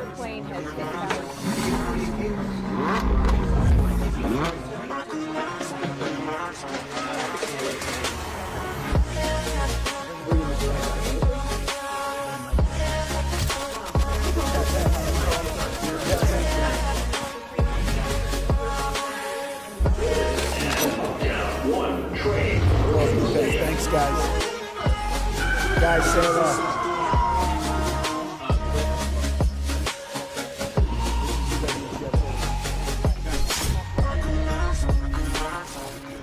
You want to test 1, 2, 3, Frankie? On this? Don't forget to pass it. No. Okay? You probably can't hear you. Yeah, You're right. we're gonna have to. You guys are killing it. Oh, I got a surprise for you guys. Too. Can I just jump out there? I'll be right. You gotta wait for you to say something. You have one more to go, right? Mine? Are we lane one? Yeah, Shelby's gonna run it. She might thought about that, even if they just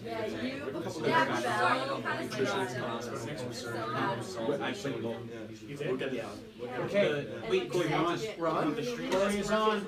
What's up, guys? Cliff on. Do you want the streamcast on? Can you do the streamcast commercial too? Yeah. Okay, hold on a second. It's projected that 82% of all internet traffic will be live video. And Facebook says people will watch a live video 3 times longer than a pre-recorded video. That's because people feel more connected to a live stream. They can ask questions, they can make comments, and they can really be a part of the show. Live video can help you build your business even more because your customers feel a closer connection to you. We bring production-level quality video to every live stream. More engagement means more conversions. Check us out at streamcastnetwork.com and then give us a call.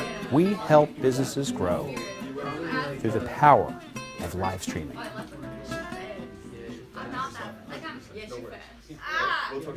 Okay, we're on.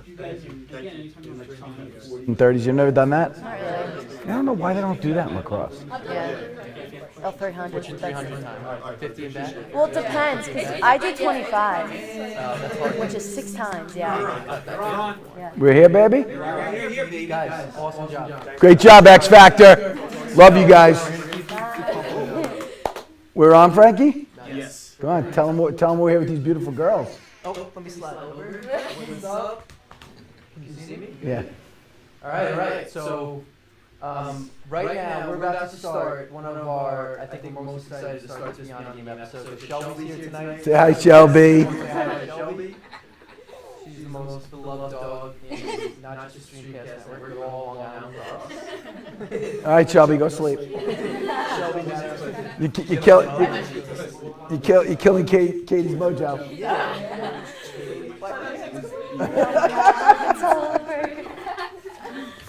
All right, so before we roll our intro, we're going to check our sound real quick. Frank, how we sounding? We'll be sounding great. We'll sound good in a second. So we got some special guests tonight. Obviously. We have 3 Team 2019 top 30 players. We have Casey Choma from Eastport South Manor. We got Belle Smith from West Hampton, The Beach. She's very beachy. And then we got Katie DeSimone, a.k.a. DeSo from St. Anthony's. But what's your hometown, by the way? Bayshore. I just found. You're from Bayshore? Yeah. I didn't know that. Yeah. Famous Katie Leggio, the Leggios. Katie Legios, huge celebrity in Bayshore. Yep. One of our all-time, and Caitlin Leggo. And Caitlin. Christy and Katie. Love the Legios. Love the Bayshore. Heard they have a great sandwich shop too, by the way. They do. What's your go-to sandwich there? I don't know. I'm Yeah, Mike. Yeah, sorry, you gotta use the mic. You are classic, Kate. You keep it simple? Yeah, I like simple classic. Cool. Nothing too big. Yeah. You know, maybe turkey. That's always good.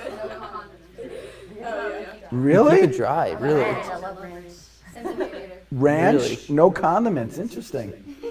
You're going to learn a lot about these girls. We didn't know that Belle doesn't like condiments. That's weird. All right, we're gonna get back to that though. It's all right.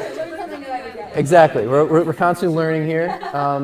So right now we're just feeling it out. We want to make sure our cameras are good, the audio is good. So it's going to take a couple minutes before we get after it. But listen, tonight we're going to talk about everything. It doesn't really matter. I mean, we're just going to talk. We're definitely going to talk about your trip out west, which was pretty sweet that you got to experience. We're going to talk about just playing high school lacrosse right now as a rising star in the female game on Long Island especially. We're going to talk about our magazine, which is rolling out. We're not giving too much away. No, Wink, we're wink. not going to give too much away. Keep that, whatever's inside there. We're gonna But keep these that 3 in young the ladies will be in the magazine. They will definitely be in the magazine.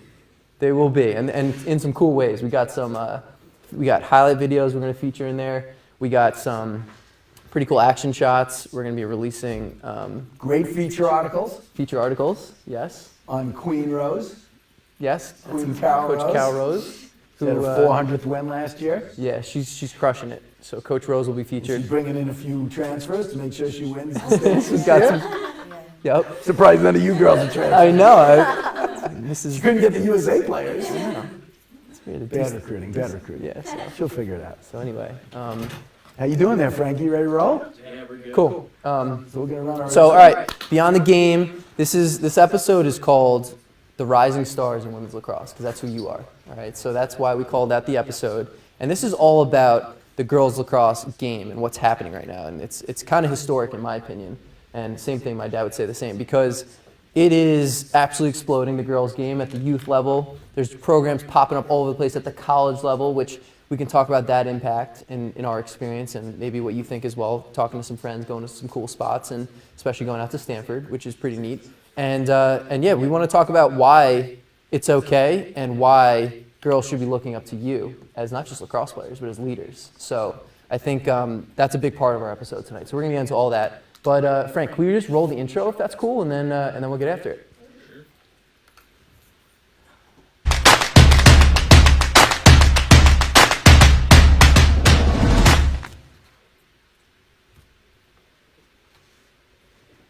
All right, we're live again. We are back. And Katie, about your sandwich order again. What was the go-to? The classic? Classic, honey turkey, lettuce, honey mustard, maybe. Depends what day it is. I don't know. How is their honey mustard at Legio's? Because there's Very like good. honey. Do you like it more like honey or more like mustardy? I don't know. I don't want it. I think more on the honey side. I like Yeah, it sweet, yeah. I'm with you on that. Yeah. With the little little seeds in there. Yeah, of course. Oh, Belle, talk to us. Go and make sure it's in the mic. What's your go-to sandwich order? Go-to sandwich. I'm very simple eater. We've got turkey, salami, lettuce on a roll, no condiments. What's the place? Goldberg's Deli? Is it Goldberg's? Is it at Goldberg's? We've got Goldberg's in West Hampton. We've got Hurricane Deli. Everyone go. Hurricane Deli. That's not the same as like Hurricane Bar and Grill. Completely different. That's more of like a chain. Okay, gotcha. Okay. Casey, I gotta say probably the BLT. You know. homemade. where'd It sounds you like get- it sounds like Where's your homemade. go-to place? Well, no, the thing I don't like tomatoes, so we take the tomatoes off. So it's really just like bacon and lettuce. I get, but sometimes I get grilled chicken too, you know, and with some ranch dressing. Gotcha. And honestly, anywhere Doesn't matter. doesn't matter. Do you have is that now pregame meal? Is that your meal? Like you gotta have a No, sandwich you like, or you have a certain pregame. thing? Pregame, I always have my little Sour Patch Kids, the watermelon ones. Like, I have to have sugar or chocolate or something. So before I- something light, not too much. Yeah. Bag of goldfish. Make sure you talk in the mic. Sorry. A nice little bag of goldfish. My go-to is peanut butter and banana on toast. And at halftime, I love some Skittles. Love me some green Skittles. Halftime would have to be oranges. Throwback. That is throwback from like when you're little. Did you play football as a kid, Belle? Were you on the? I remember that when my brother used to play like little like pee-wee football. Yep. Like all the moms would bring over like coolers of oranges. Yeah, no. But I'm more like when I play I need like the sweets, like mid-game or something like that. Awesome. I want to find out from you three ladies, for those that don't know it, the USA Under-19 team just went out to Palo Alto, California, right? You went to Stanford, I believe? And I've been there, and I was there when I was like 14 years old, and I thought it was one of the most beautiful places I've ever been. Take us through when you got out there, what you were thinking, what was going through your head. Well, for me, first of all, the weather was so nice. Yeah, so nice, like hopping off the plane, warm weather, sunny. The campus was beautiful, obviously. yeah, it was just a great experience overall of everything. I mean, we were all like a little nervous for like the tryouts and everything, but it was so cool. Like everything else like took your mind off of it. Like I've never been to California, so that was a huge experience for me, like in itself, California, and then the lacrosse just made it even better. I find it so neat that for those who don't know, there was a tryout. There's 30 players left to make the U19 USA team, and you're trying out for the last, I guess, 23 spots or whatever. And they even whittle it down a little more before you go play in the games to 18. But yeah, which is tough, which is like whatever. But anyway, that's not even the point. The point is the fact that they did the tryout out in California. So like 4 years ago, right? They do this every 4 years. They would never think to go to California to showcase the best female athletes, right? And now they're going to where the game is, not where it is on Long Island, but it's getting there. And I think for you, talk about that experience. Like, were there girls out there that were younger that were maybe watching the game that were like, hey, like, who are you? Can I have your autograph? Like, what type of experience was it like that from like a fan perspective? Yeah. So out in California, there were a lot of girls, like young girls watching us, wanting autographs at the end. And for me, I think it was a really cool experience because the game is growing. Even 4 years ago, it was completely different, like you said. So to be out in California and to see that many, like so many fans, especially like the young kids out there that are just as involved in the sport as like Long Island, Maryland, like the game is just growing. Yeah. And like to be a part of that and to be a role model in that situation is just like such a cool experience. Was it the first time you've ever signed an autograph? Yes. Really? Yes. So weird. It was pretty cool. Like, my hand was like shaking a little bit. Were you writing on paper? What were you writing on? Like a roster book. Yeah.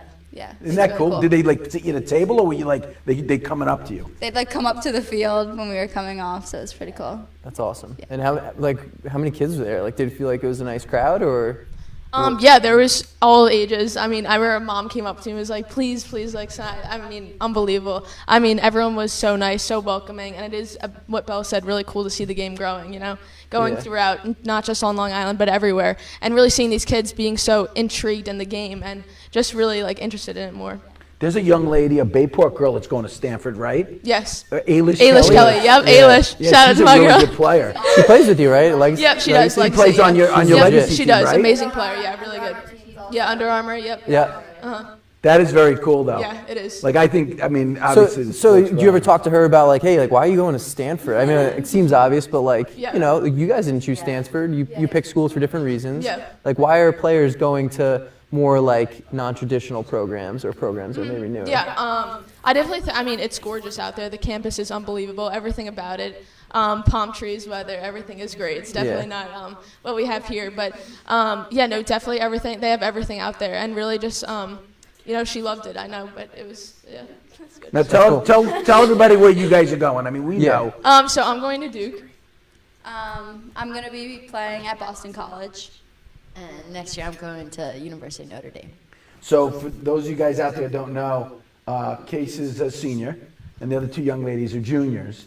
So, which is pretty cool, and 3 great programs and great schools. And I thought that Belle was going to say, I'm taking my talents to Chestnut Hill. You know the way the football players do that? Yeah. I think we should start, like the girls, lacrosse players, we'll do like on our show, we'll have them reveal. Oh, yeah. And we'll have the hats. Yeah. We'll do that. Take off the shirt. Yeah. Have a different shirt on. Yeah. Right? And don't tell the coaches. Yeah. Let the coaches watch. Or get like 5 different colleges. Like in the That's it. Choose it, yeah. Choose the one you want. And don't sign the NLI until and have them all there. 75 of them. Yes. The game's coming. It's coming to be like this. No doubt. Where'd you get that shirt, by the way? That USA shirt? I got this at the convention when we were working the convention a couple years ago. Okay. And I wore it tonight because of these young ladies. What is it like for you to wear that shirt? Like that was given to you, that shirt, because you earned your spot to be on the top 30 team. What's it like to wear that shirt? It's really humbling, and it's like such an honor to be able to wear the USA shirt. I know I've always, when I was younger, like it was my dream to be on the USA team with everything, and I used to get all these T-shirts and just never imagined this is actually like my apparel now, like what I'm wearing to play, and it's such a humbling experience. Yeah. And also with that, like when you wear something like this, you want to wear it with pride. And like you said, it's humbling. Like this is something I've dreamed of since I was a little kid. So to be a part of it, it's really, like it's so cliche to say life-changing, but it is. You really don't really have any words to describe it. So it's really, really cool experience. Yeah, just like what they said, it's one of a kind. I mean, you only have so many chances at this game, and you only have so long. So I think really representing our country is an amazing thing. When we were younger, we see Kayla Trainer, Michelle Tumlo, all these amazing players, and you just strive to be like them and just want to be like them and play like them. And I think wearing this jersey, it's really, it's one of a kind. It's amazing. It's an amazing honor, and to think that just to mention. There's another young lady who's still in high school who couldn't be here tonight from West Babylon, Hannah Heller, who's also a senior, right? Yeah. She's going to UMass? Yeah. Right, and then there's 2 other girls from Long Island that are in college. Palermo, who's from Seaford, who went to St. Anne's, and Murphy, who's from Wantor, who goes to UMass also, right? Yes. Yeah. Pretty cool. So if you there's 6 girls from Long Island out of the 30? Yeah. So 20% of the best 30 plays. Should be like 50. We won't get into it, but We can. We can get into that. But I do have a question about that, and because when Corey did the U19 thing, they had it where you could apply, and then they told you if you could try out. Is that how you guys did it? Yes. So you apply. I'm pretty sure 500 apply, and then 120 20? get picked. And where were the tryouts? The lacrosse headquarters, the U.S. Oh, headquarters cool. in Maryland, yeah. That must have been cool. It was so cool. Was it stressful? It wasn't just cool. It was so cool. It was a long couple days, Yeah. very long, and very stressful too. But it was fun at the same time because we were all together. Yeah. We had like the support of all the Long Island girls, and we definitely know other people from all over, just from playing them, being with them, competing with them, and that was really cool, like seeing them in person and stuff like that. And it was like we all cheered each other on, which is really nice. With that, yes, it's stressful. You're going into this tryout with 110 girls who are absolutely amazing players, and you're like, can I compete at this level? Like, can I show what I can do? And with that, yes, it was stressful, but it was so fun. To be able to play with, that many good players, not even good, great. Everyone was so about that tryout. I was saying when I got home, I was like, that was the hardest tryout I've ever been to. Those girls were unreal. And when you get to play at that level, I feel like your game almost enhances because the girls you're playing against, they make you look good, So it was a really cool experience. Who's coaching the team? Kelly Mockday-Hiller. She's the head coach. Yes. Who are the assistants? Brooke Matthews, right, she coaches at high school. She used to coach at Penn State. Okay. Yeah. Cool. And then, Coach Frank, she's from Colorado, and then Coach McMahon, she's UMass. Yep.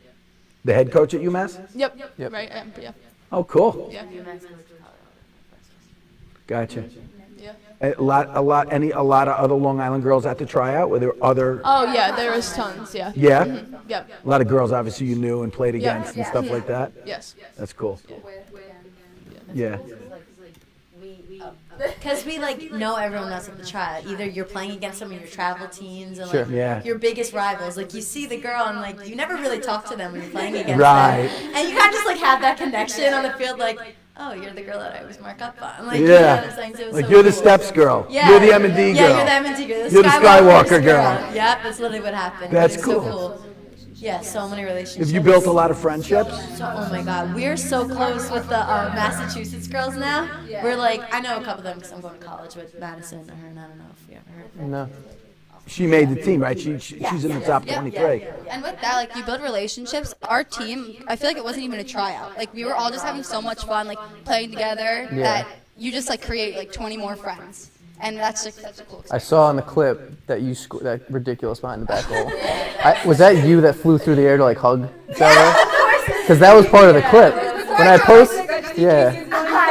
I think I tagged you in. And I was like, I think that's Casey flying through the air. I was so excited. Yeah. I was more excited than she was, such a score back then. I mean, that's what it's all about, It's cool. You can see that it's not just about, yourself. It's about celebrating each other's successes. Excitement for each other, which is so cool. Yeah. I think I don't have that clip right now on because I sent it to Frank too late, but I'm going to repost that later.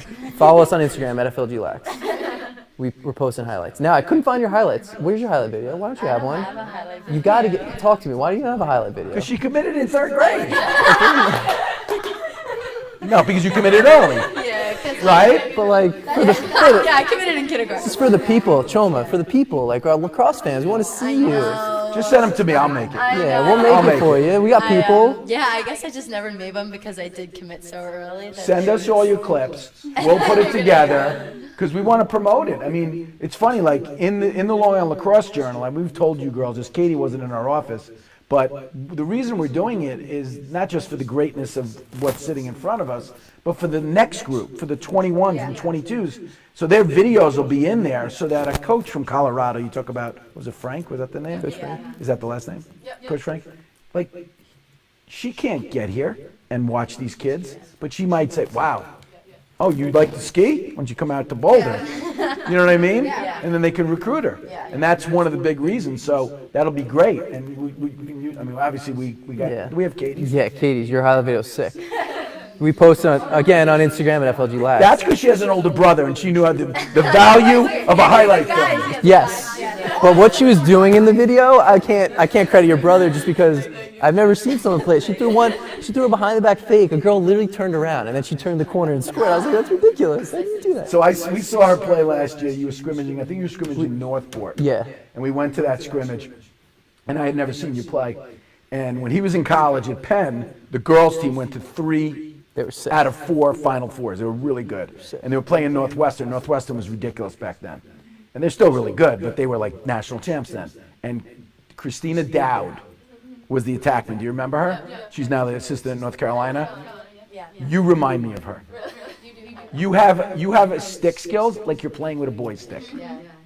Is that because you grew up playing with your brother, or did that have anything to do with it? Yeah, so I was at a young age. I was into everything else like but lacrosse. And in kindergarten, my brother, we were playing in the backyard. I was playing soccer. I wasn't really too big into lacrosse when I was younger. And he handed me the stick, and I was like a little 6-year-old, and he was like, "You're hopping in cage." And I looked at him. I was like, "No way, you're making me do this right now." He's like, "Yeah, get in." So I'm like this big. He throws me in. He's shooting at me like 9 miles an hour. I had no idea what's coming at me. And then ever since then, I just worked, kept going on the wall with him, and he just taught me how to play, kind of. So yeah, shout out to Steven. Steven, we'll be coming for you. Steven, Franklin and Marshall, baby. No, it's funny because Belle's got 2 older sisters. Yep. So they've been a big influence on you, I imagine. Yeah, so my 2 older sisters played lacrosse when they were little, and that's kind of what got me into it. And they both played in college, and yeah. What about your moms? Big supporters of you guys, or Huge not as much? supporters. That family. You know, it's funny. I'll tell you what I tell every young man or young woman when they call us and they say, "Hey, coach, I just committed to whatever the name of the school is." I said, "Did you give your mom and dad a hug?" And they're like, I cried a little to my parents. but I'm like, do you guys realize that your successes are just an extension of your parents? Exactly. Like we got to meet your 3 moms tonight, are amazing women. I'm sure your pops. We're is actually the same bringing way. them on the college road tour, right? Yes. Well, one of them might be there because they would be at the game, which would be Make kind it of cool. Now, do you have older siblings? Yes, I do. I have an older brother. He used to play volleyball in high school. He's never really into sports where he's really. What got you in? Was it Becky? Honestly, when I was younger, I really didn't even want to play lacrosse, actually. So I played in kindergarten, I tried it, and I was like, okay. And then I went to this one practice one time, and this girl scared me so much. Dana Martinetto, I don't know if you know her, she used to be my goalie. Yeah. Whatever. She scared me so much, right? So I quit. I didn't play anymore. I quit How a year. old were you? I was, first grade. I didn't play in first grade. You gave it up in first grade? Yeah, so I gave it up in first grade, and I think it's huge for any younger girl watching this too to know that like don't give up, don't be intimidated, because the game's getting so much more stronger or powerful. More people are gonna play, so it's gonna be more intense. But yeah, so I ended up quitting, and then one time my friend was like, "Just come do this clinic with us." I'm like, "Okay." I'm in 2nd grade, and I go, I'm like, "Mom, I love it," and so ever since then. Why do you think you loved it? Was there somebody coaching you that made you love it? At the time, Becky wasn't my coach. No, she was only my coach when I was older, Right. and obviously she made me love the game even more. She's a great coach. Great intensity. Yeah, she's the She's best. awesome. Yeah, awesome. She's been my coach, since 7th grade now, in my senior year, which is crazy. It's gonna be sad, but yeah, great coach and just some good memories. But yeah, and so that's really why I quit, because I was intimidated, came back, and I actually with my mom. What me and my mom would always do is go in the bus stop before school every single day, and my mom would get like a baseball glove because she couldn't catch it with a stick. Like, she didn't know how to do it. That's awesome. To this day, she's still working on it, but she'd always put on a baseball glove and have it catch with me every day before I got on the bus, and then we just got into a routine like that, and but then I actually, in 6th grade, I thought I was going to play softball in high school instead of lacrosse. I know. At ESM? Isn't it like a religion in your town? Yeah, our softball was actually pretty good. Like the year we ESM won softball's states. good? Yeah. The year we won states, they also went to states. But anyways, it Pretty took legit. me. Yeah, it was pretty cool. Wow. It was a cool experience, like for both of us teams to Tells go you up tells there. you the quality of the female athlete in your school. Yeah. But yeah. But then thank God I chose lacrosse. Well, look where it's bringing you guys. Yeah. ND, BC, and Duke. Yeah. So let's talk a little bit about they picked Casey and Belle to be on the top 23. Congratulations. Thank you. Katie, like why? We'll talk about that later. I understand they didn't select you, but listen, I think it's important to talk about this a little bit because the experience that you had out in Stanford is something that no one can ever take away from you or any of you. It's also understand, and to go back a little bit, he talked about how I tried out for the USA team. I got cut initially in the 120, and then I played my freshman year of college, and then someone got hurt on the USA team. I ended up playing in a scrimmage against USA. I played well, and they pulled me up to be an alternate. So it kind of tells you, so like you never know, and that's why it's important to understand that, like, regardless if it's the USA team or a team that you get cut from when you're younger, you know, if you really do love something, like Casey was saying, like you should just keep playing, keep working, because you never know what opportunities are going to present themselves. But I It's think the unfortunate part that people don't realize, and this is part of why we started this show, and it's called Beyond the Game, because what you guys go through every day to get and be as good as you are, there's going to come a time 10 years from now, and you're working at a job, whatever the job is, and you're going to have that crunch time where you have when you're down one and they're shutting you off at West Bab, and you know you got to do something. All of that is what's going to help you through life. So like what we want to do, and Corey and I, we talk about this endlessly, is we want to get all these young girls on Long Island to see how wonderful you guys are and all these other people are that are doing what you guys do, and start getting them out to the games. just watch. And see these role models. I know the Brains for Gains thing's an awesome event that Cold Spring Harbor has. We want to get we're going to email, we're going to put it in the magazine. We're going to blast it out to everybody. It's great. And forget all the greatness on Long Island. It's got Darien, Ridgewood, Suffern. I mean, it's got unbelievable, like these two Darien girls, I mean, they're like 6'2". One was going to Virginia, one was going to Navy. I mean, they were ridiculous. Like, our girls on Long Island should see that. They should go to a St. Anthony's Sacred Heart game and see that. I mean, I was so impressed with those two teams. I mean, last year I got to see you guys play in the game that was at Sacred Heart. I think you won that one. Yeah, we did win that And one. then you lost the And then- championship, right? I'm not rubbing it in. I'm not rubbing it in.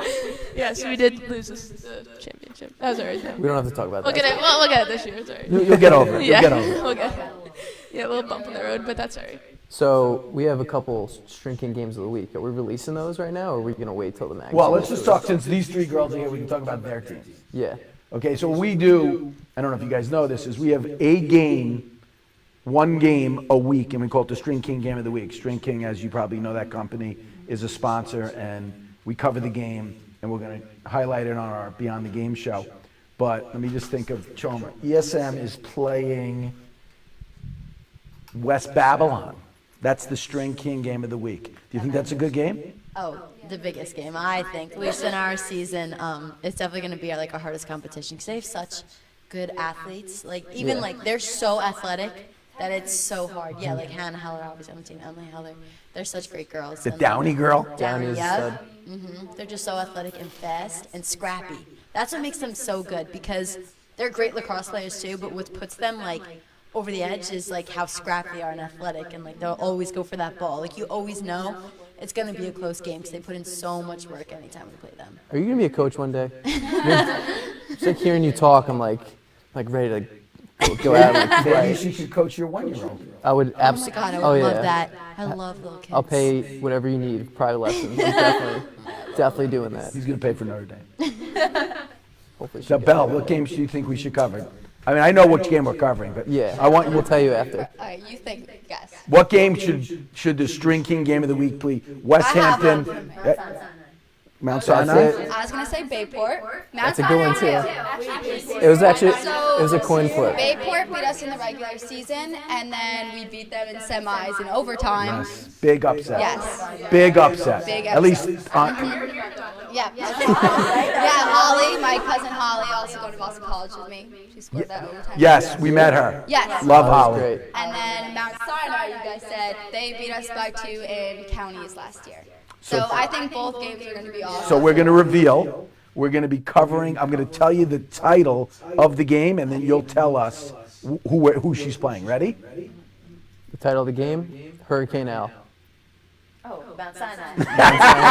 That's a good one. That's a good one. You like it? I like that one. Hurricane Al? Hurricane Al. Yours is an easy one.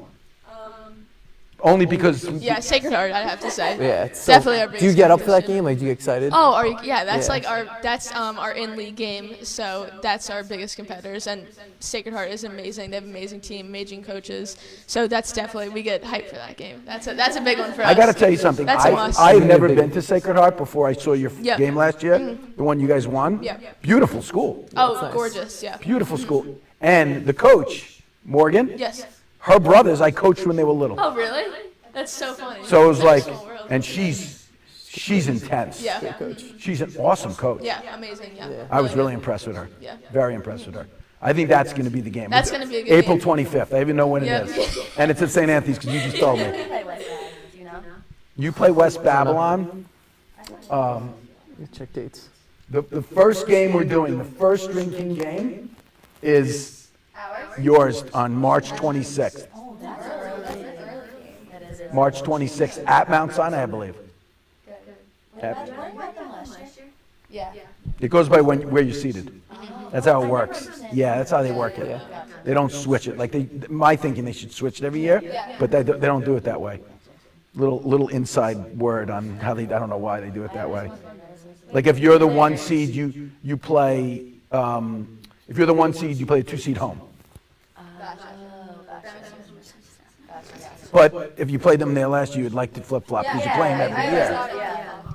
Why don't we bring you girls into the coaches meeting, which is in a couple weeks, and voice your feelings as players? What do you think, Cor? Yeah, let's do it. Right? Also, if you guys have questions for our ladies, you feel free to ask. Yes, Lord. I'm sure that most of these people are friends. I'm just going to give you a little shout out at who's watching you, who's giving you girls. All right, so you're ready? I'm going to roll off a bunch of names right now. So first we're going to say, these are just people who've given you just shout outs since you guys have been on. It's Lisa DeSimone. Is she in the other room? No. Oh, okay. No? I'm like, is she in Is the that your other mom? room? That's not my mom. Oh, okay. Oh, nice. Matt, and somebody have a boyfriend named Matthew? No. Matt. What's the last name? Casey, Matthew Calabrese? Oh my God, that's my friend. But he thinks he's your boyfriend. No. Can we straighten that out right now? I could, because he's like, yeah, Casey, and I'm like, oh, it must be your boyfriend. Just, You gotta clear that up. You gotta clear that up. texting gets confusing. Maddie, hi. Olivia Cosgrove? Yeah, it's my friend. She's on my team. Definitely giving you guys a shout out. Matthew, Sarah. Danowski? Yeah, that's my friend Sarah. She's on my team. You have a lot of friends. Casey's very Liam lucky. McIntyre Yeah, and Jess football player? Jess Who's Liam? Marisro, Jess. Jess Marisro, and Sammy Filippi. Yes. So all these people, I just want to let you know Yeah, they're all they're all watching. Got it. But we do have one question. So the question is from, hold on, let me go back. Dawn Dawson? Anybody know her? She wants to know from the three of you, each one, who has been your biggest inspiration? It doesn't have to be in the lacrosse world. It could be your mother, father, parent, whatever, but it could be Mike Winkoff, right? But yeah, who's your biggest inspiration? Mine's definitely Cliff Sobel. There's so many. Like, I know when I was younger, when I was in 7th grade, I played with Sam Jacqueline. Yeah. You guys know her? Yeah, and she was actually on the U19 USA. ND, right? She's got Yeah, ND. she's at Notre Dame. That's She's right. senior right now at Notre Dame. Goalie, so- no? Yep. Yeah. Yeah, and so we played on the same team, and I would always see her up at the turf before practice, like on Saturdays, just up there, like running and training for the U19 team. And I knew I was like, that's what I want to do. And like seeing like that she was able to accomplish that, I knew I had to work just as hard as she did. And I think that was like a big inspiration for me in a way. Like watching her take those steps, I knew like that's exactly what I wanted to do. Didn't you bring your stick like everywhere? Me? Oh yeah, I did. Didn't you invent the stick holder in the backpack? I heard. Yes. No, so what happened was, when I was younger, I don't know why, like I was a weirdo, I think, but I was in 7th grade when we were going to county championship against Sabo. That night I was like, you know what? I'm like, I want to sleep with my stick.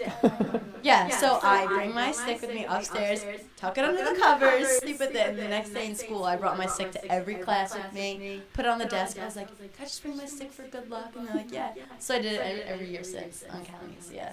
And now you still do it. Well, I didn't last year, but I mean it worked. Should So bring it back, yeah. I don't know. We'll see. I Bring should it bring it back. back. Yeah. How about you, Belle? For me, so mine's kind of the same thing. Sam Apuzzo, I played against her in high school, and she's at BC now.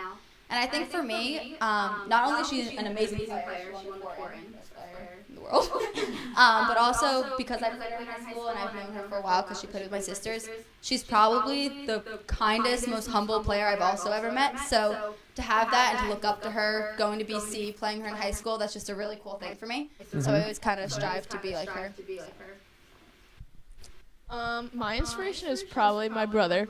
My other brother's probably gonna get mad. Sorry, Thomas. Yeah, my older brother Steven. I mean, he's been with me through it all. He really got me. He's just a great role model leader. Everything about him, I really look up to him, and he's just an amazing person and really a great older brother and honestly a really best friend. But Is he 21? what? Yeah, he's 22, I think. Okay, He's I'm gonna buy him a beer. He's got and he's got awarded captain. Captain, right? Yep, So he's captain. captain of Yeah, Franklin. he's Franklin and captain. Marshall. Franklin and Marshall, yeah. That's awesome. So it's good, big year for him.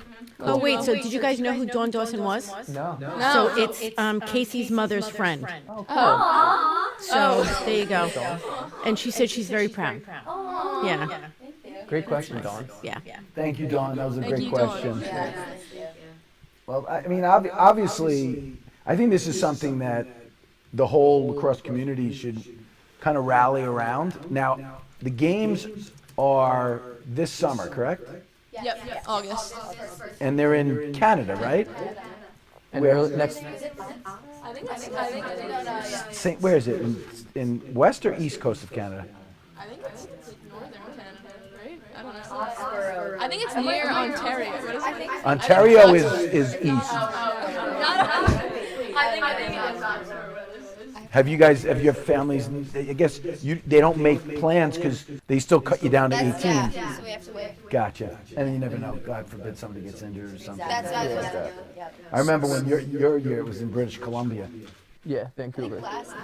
4 years ago, it was in Scotland. Ooh, that would have been cool. Yeah. Yeah. I bet the Canadians. Yeah. Really? Oh, yeah, that's Are right. you guys Bieber fans? Big Beaver fan. Okay. With the Believe tour. Oh my God. I had so much fun. When they bring it on stage. So bad. What's your go-to music to crank you up for a game? It's kind of weird. I kind of like country. I was gonna say that, and I was scared that I was Really? That pumps you up? I'm more of like an inspirational music. I like the words more than like. That's country. I change. I do country. For like warm ups, like I love. Yeah. There was a the techno, picture. fun music. Did we give him that picture of them dancing at the Palo Alto? Oh, I You didn't have that I didn't picture? think There was a picture with you guys like running around a circle or something. that was Katie getting the team pumped up, right? Oh, that was in Baltimore? Classic, yeah. So. Oh, after they picked the What was the 30. fall classic? Yes. That was. Yeah, so the Fall Classic was our first training weekend together. So that was October? Yeah, early October, I think. Yeah. You know, gotta get the team pumped. Yeah. Everyone hyped. Literally every single time we play, like she hypes you up so much that like I gain more confidence from like Tisa always saying something. You always hear her and she's always like cheering you on no matter like what's happening in the game. Like I know that's awesome. It's like great energy. It's so important. Yeah. Good teammates. Love for the game. Yeah. Yeah, for the love of the game is right. I think right here you're seeing A lot of love. A lot of love. there's greatness sitting beside us. Yeah. Hey, Are you, Clark. yes. Sorry. So, sorry, just went blank. So, Elliot Abbs, he wants to know what made you actually love the game of lacrosse and what made you want to continue to play it and want to play it in college. Yeah, for me, it's kind of different because I'm a three-sport athlete, so I've kind of experienced all different sports. And with lacrosse, I feel like you grow as a player the more you play, but you also grow as a person, and that's something that really I connected with well, especially when you played in college. You kind of you see where that can bring you in the future, and I think that's a big part of it. So not only can you get better as a player, but as a person, especially like these are two of my best friends, and I would have never met them if it wasn't for lacrosse. So just with building connections and relationships, I think that's a really big part of it for me. And you feel that same, like when you play other sports, that same connection makes you also love the sports you play? Every sport, I think, definitely has an impact. You just had a big day in a basketball game. I saw it. Yeah, you went. John Glenn, yeah, News 12 was there. You have a triple-double? What? Yeah, What position you play in hoops? I'm point guard. You don't hang from the rim, do you? Actually, I don't have a work. I gotta work on. Don't you think, though, playing multiple sports helps you when you pick up your stick? So much. Especially for me, like, I like having a break too, so to have all three sports is so nice because each season you almost get more excited for the next season because it's something different. Sports are different too. So different. Volleyball is like nothing like basketball and lacrosse are a lot of like tennis is different too. Non-similar. Singles, doubles. Yeah. You feel that? My mom played football. I love that. It's in the fall, tennis? Yeah. Our season's fall, yeah. Oh, yeah, our season's fall. And then I do track in the winter, but I didn't do it this year because U19, I didn't want to hurt myself or anything. But, It's stuff going on. Yeah. Yeah, but love tennis. Did they fly you out on the USA plane like Trump's plane? Is that No, we flew American Airlines, right? American. You just planned it? Did you guys plan it all together? Yeah. All the Long Island girls? Did Hannah go with you guys too? No. A little earlier. Yeah. Was like Team England like actually like British? Oh my God. Oh my gosh, no, it was actually American? amazing. Yeah, so I remember we were standing at the bathroom and we're like just chilling, like, yeah, we're getting ready for a game, and all of a sudden they came up behind us and they were eating like Cheerios. What were they eating? I don't even know. But yeah, their accents were so unique, and then it was so cool. It was so like thick. I don't know. It was like The girl's taking the draw. It was like real. And she's like, "Come on, Tilly, get the ball!" And we're all like, Were they good? Yeah, they were good. They're so big and aggressive. Yeah, I saw a little bit. Yeah. Who else did you play? You played them? Japan. And something I noticed is every team was so good, like Japan and England, and every country plays so different. Like the way Japan played, I didn't even know you could play lacrosse like that. How'd And they play? It was more like So there's this game called like lacrosse frisbee. Do you know what I'm talking about? Yes. Okay, yeah. So lacrosse frisbee is we play it for Legacy. Ryan Keck, you guys know he was on. Yeah, so he plays it. Yeah, Bayport coach. He plays it with us all the time at Legacy. So the game is you can't take more than 3 steps. So it's 1, 2, 3. You pass it off, and that's it. And you just go around. Whoever scores the most wins. So that was pretty much Japan's game. I feel like they just did a couple of steps so quick. It'd be like So in the air and like move it. I'm like, yeah. How do you just do that? Was it close? Or did you beat them pretty good? I think yeah, we beat them. Yeah. You smacked them. And that was the Japan team that's going to be. That was the national team. So Yeah, Wow. the senior team. And then So- England, we won too, right? Yeah. Was it close against? 19-8. So it's going to be you in Canada again. Do you know Every any? team's good. Do you guys know any Canadian players in the women's game? You ever play against them? There's definitely some. Yeah. I know. A lot of Canadian players play for In the I know, college. yeah, Selena Lasota. I know she plays for Northwestern. Northwestern. She was on the U19 team 4 years ago for Canada. Yeah. Against the US team. And Yeah. the US team lost. Yeah. Because they played them tough when they last time. Yeah, they lost. Yeah, U.S. lost by 1. Yeah. So they didn't win the gold last year. Nope. 19. They got, So you got to bring it back. So we're hoping. It's gold or nothing, Cor. Yeah, we're not. It's just the American. It's the American way. It's gold or nothing. I have a question for you ladies. So you're at this point, you're going off to college in the next year or 2 years or whatever. What is it that you want to be? Do you guys want to stay in the sports world and maybe become a coach and coach for a college or something, or do you want to do something else? So what is it that each one of you desire to be? I don't know what I want to be yet. Well, I had to start like looking into that obviously because I'm going to college next year. Obviously, it'd be great to like stay with the sport like of lacrosse and like coach and everything. But I was actually looking towards like business and finance in a way, because Notre Dame has like one of the top, like their business schools in the top 5 in the country, and so like, yeah, right, yeah, and just having the connection with lacrosse and then like playing a D1 sport there and being a part of that program, which I applied to, so we'll see. But Would you apply to business school? yeah, so I did that with like my normal application. I like also applied to the business school. But yeah, so I was thinking more towards business and finance because like I love math and I love doing stuff like that. But Are you analytical? yeah. You'll do well there. Thank you. But yeah, also like coaching and everything would be great too. I just also want to like balance both, you know, in a way, Sure. like being able to like be a part of lacrosse and then also having a, you know. By the time you guys graduate and the pro league will blossom, There's gonna be a lot. Yeah. you can do both. Exactly. Yeah. So, Right? In a couple of years? Or then what is it? Yeah. So what is that? That's 9 years from now? Yeah. You guys will be 26. You'll be prime. Yeah. A couple of years out of girls in the college. Olympics.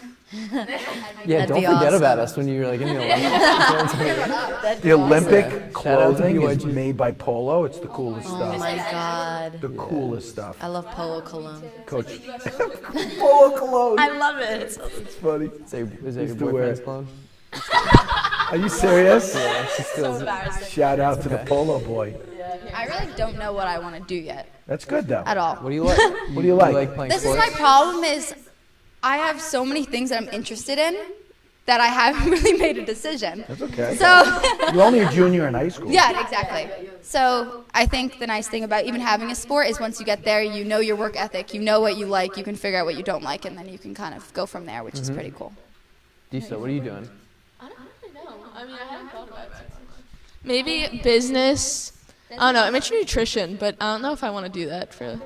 But I know, Maybe yeah, you yeah, exactly. Maybe I'll come work for you guys. Yeah. Yeah, come for us. You could intern with us, absolutely. Oh, yeah. No problem. You can work for the X Factor. Yeah. Oh They got a yeah, good thing going over there. 100%. They're killing it. Yeah.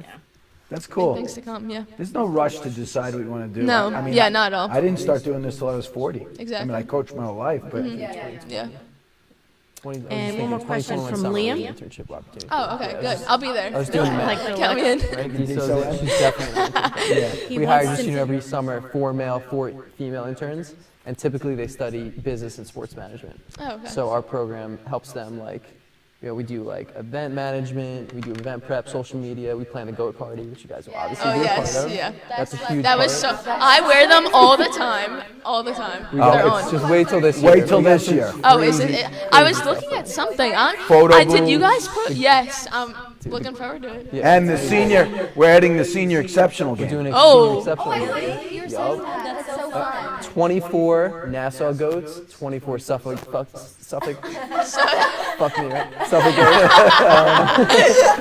We can bleep that later. Sorry. Playing each other, and it's going to be hopefully the same night as the boys' senior exceptional game. Wow. You guys can cheer each other. Yeah. Yeah, we'll bring the Huge posters. dome ahead Yeah. we're going to bring to the game. It's gonna be cool. What we're trying to do is we're trying to get more eyes to the boys and the girls game on Long Island. I mean, obviously we're biased that we think Long Island is the mecca of lacrosse. We all know that there's great lacrosse everywhere. Yeah. But the reality is nobody out there. More people need to know. More people need to know about you three, and then all the hundreds of girls that you play with and grew up with. And like the unfortunate reality of it is they're not just like saying, okay, we're not going to practice tonight. We're going to go to the ESM West Bab game, unfortunately, which we're going to try to change because I think there's more benefit to watching that game than practicing that night with your girls in so many ways. Yeah, watching is, yeah. Totally. And yep, no doubt. And if that's not going to happen, then we're going to live stream it and blast it to people and make sure they see it online, because that's the second best That's thing. where Cliffy comes in. And that's Cliff's the man. Same thing with Frank and Joe, obviously. Joe's the lighting guy. See how Lighting. beautiful the lights are? Gorgeous. Maury's the glue. I like the little lanterns. Yeah, very festive. Yeah. Interior decorator. And you did a great job in here. And we just want to make sure, and more importantly is, as you guys know, the impact that you have when you were out in Stanford signing autographs to that little girl. There is a little girl that you signed for that is going to someday be sitting in your seat and saying, this is why I wanted to be great. Yep. Exactly. Yeah. And that's important. And those girls too they're gonna follow you. Like when you go off next year to ND, like you just got probably a couple more ND lacrosse fans. And like that's a ripple effect. That's something you start to notice when you get to college. Like all the little things you do, you're building something that's actually greater than yourself. Yeah, it grows the game, your school, right? The brand, and it's a pretty cool thing to be part of. It's one of the best things about college sports, I think. Laura's got a question? Yeah. It was Liam. He wants to know why West Hampton always beats him in football. His question is, can you ask, can you ask Casey? Can you, that sorry, question's for Casey? Can you ask Casey why West Hampton always beats him in football? Okay, it's because of Liam. Is he That's why. Is he one of the stars of the West Hampton team? Yeah, yeah. Why do football guys have such big egos? Yeah, Liam. Yeah, Liam, we especially don't Liam. even know who you are. We're talking about the girl, and you got to jump in. Wait, let's talk about Alright, this. he's Bella's friend. First off, Liam, we're not even talking about you or the guys right now. We're talking about girls and how awesome they are at lacrosse. Oh my god. Exactly. I mean, Everybody should realize right now That's so funny. why men should shut up Yeah. and let the girls have the This is floor. not their night. It's not even close to it. Still watching. Yeah. Yeah, you think he's going to turn it off? As long as we keep saying Liam, he stays on. Yeah, keep saying his name. He's going to be cutting it up, putting it on his Instagram. So funny. Of me saying it. That's Do you all. know him? You know this guy? Well, Bella's really good friends with him. Oh, gotcha. Yeah. Through Bell. Yeah. Gotcha. Do you guys socialize with each other's social network? For sure. Our schools? Not your Are you talking school. about that? Our Yes, I schools? know that. We're I know rivals, that. but we're actually such good friends. Yeah. Like When we you say you're practice- rivals, though, in lacrosse, No. you're B, you're C. Yeah. It's like In football, you're everything else. not? No. Yeah. Got it. But It has to that- do with boys and girls, how many Yeah. in each class. Yeah. I think it's just because our schools are so close together. We're only like 10 minutes apart that everyone kind of knows each other. So Yeah. it gets competitive sometimes. Do you go to parties at ESM and ESM go to parties at yeah, West Hampton? they're kicked out a Really? few times, Yeah. but That's got to get a little One funky. girlfriend. It gets a little funky. it's fun though. Yeah. All in all, I get to see Casey. Boys get a little fired up, right? Oh yeah. The girls don't get that way, though, right? They do. The girls get ugly? Yeah, sometimes. Ah. Well, I mean, When they come to like our... yeah? I don't want to talk. Yeah. Back to the crossword. It's fun. Well, the biggest rivalry in the Bs is definitely ESM and West Bath, but now And now W. West Eisen. Islip. Yes. West, I'm telling you, don't sleep on that girl. With Jaden. Jaden's on our. She was on our Under Armour team. She's going to She's Stony good. Brook. She's awesome. She's so cool, too. She's great. She's great. I've been following her career, absolutely. You got friends from all over Long Island, right, Diso? Because of just being going to St. Anthony's? Yeah, everywhere. Hamptons, Montauk, Queens. We have a couple in the city, which is kind of rare. But Really? yeah, everywhere. Yeah, it's good. wild. Okay, so where are Liam's most of freaking the out right relaxation? now. He's freaking. Good, let him free. Liam, you started. He said it was just a joke. He said it was just a joke. Yeah. Sure. Yeah. Tell him he's not And invited who's- to the party. Who's Q-Tip? Oh, Quintin. Q-tip. What does that mean? R.I.P. He's, oh yeah, I'll talk about it. The Q-tip was our like rubber chicken. It makes no sense, but we bring him everywhere with us, like every game, every practice. He was on the FLG, right? He Oh, made yeah. the page. Yeah, he made it. He's Yeah. the man. Q-Tipton. Remember him? He was like the Little rubber, rubber chicken? chicken? that we would like. He does all the celebrations. Oh, yeah, they run yeah, everywhere. yeah. Yeah, and we would bring him around like during school, practices, games, make him Who do like started sideline that? celebrations. I'm You pretty guys have sure some good celebrations, by we the do. way. We do have good celebrations. Yeah, we would practice ourselves, like say like we're doing I a noticed drill. that at the Brains for Gains, how good you have a great sideline. Oh, the best sideline. That should be taught. That's We got to do top 10 sidelines. Oh, we're not. Yeah, Great. No, our sideline is so Yeah. great. They're so intense and like they pump us up so much. Like even though say they may not be getting in the game, they're like the energy that they bring is so important to the our backup game. goalie. I remember getting pretty crazy. Oh yeah. Mhm. Remember your backup goalie Everyone getting would really get crazy. crazy. Yeah. I think that's cool though. It's awesome. They're so good. I've been to games and like, I don't have as long as it's not derogatory to the other team, as long as it's just celebrating your Yeah, Thorne would successes. never let us do anything No. like Yeah. we just do like we would do what was it like we would bench press. We'd Yeah, do, yeah. like, a bicycle. Yeah. Yeah, the swimmies we used to do that a couple of years ago. Yeah, it's great. So I noticed on some of your T-shirts last year, empty the tank. What does that empty mean? the tank. Is that your motto? Team Yeah, motto? it was like every year we have like most like you guys right? You have them too like yeah. So just empty the tank, like put everything you have out there, like Love it on the finish field. Yeah, Yeah. everything. Yeah. And also because like we're the Sharks, like a Shark Tank, you know. Oh, gotcha. Kind of like, I didn't even think about that. yeah. So now, last year, I didn't get to see the game, but I watched it on TV. The West Bab ESM championship game, Yeah. they were shutting you the whole game. Yeah. And you got that 8-meter to win it. How'd that feel? Oh, You still it think was- about that like every day? I remember it like I remember it like Thorne looked at me. I can't say what she said because it's Yeah. We know what she said. We don't Yeah. need to know. It's fine. And she was like, "Do you want to win the game?" And obviously I'm like, "Yeah." So and then she was like, "All right, like win the game for us." I was like, "Okay," and like obviously like The rest just had- was She history. just gave me that look, and like I can't tell you what she said, but like God. it was like So Becky Thorne, just so you know, one of my favorite things of doing the String King games of the week Got chills. is I get to sit. He does most of the work. I stand in the box, so I get to watch the coach's coach. I love that because I'm a coach by nature. Only one school, we're gonna leave them nameless, wouldn't let me in the box.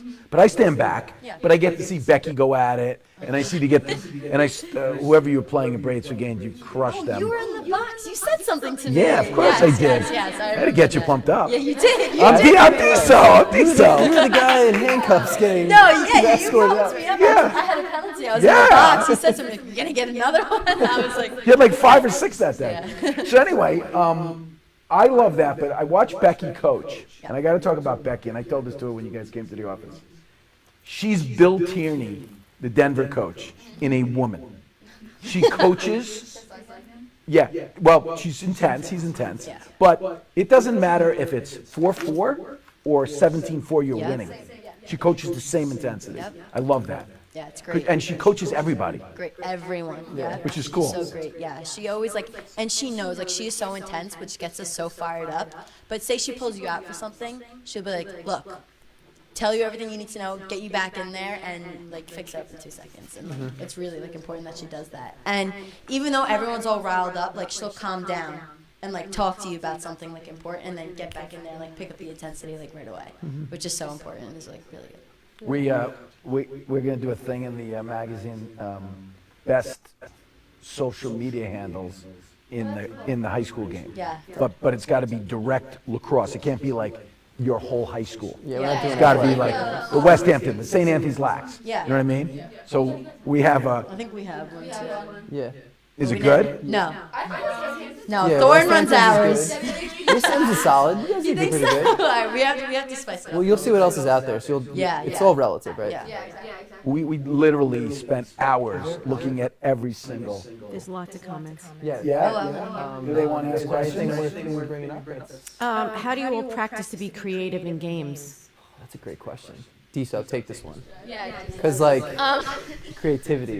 Creativity. I would say tons of wobble. I think wobble is a huge thing of lacrosse. I think your stick skills can never stop improving, and I think that's a really big thing that people don't take advantage of.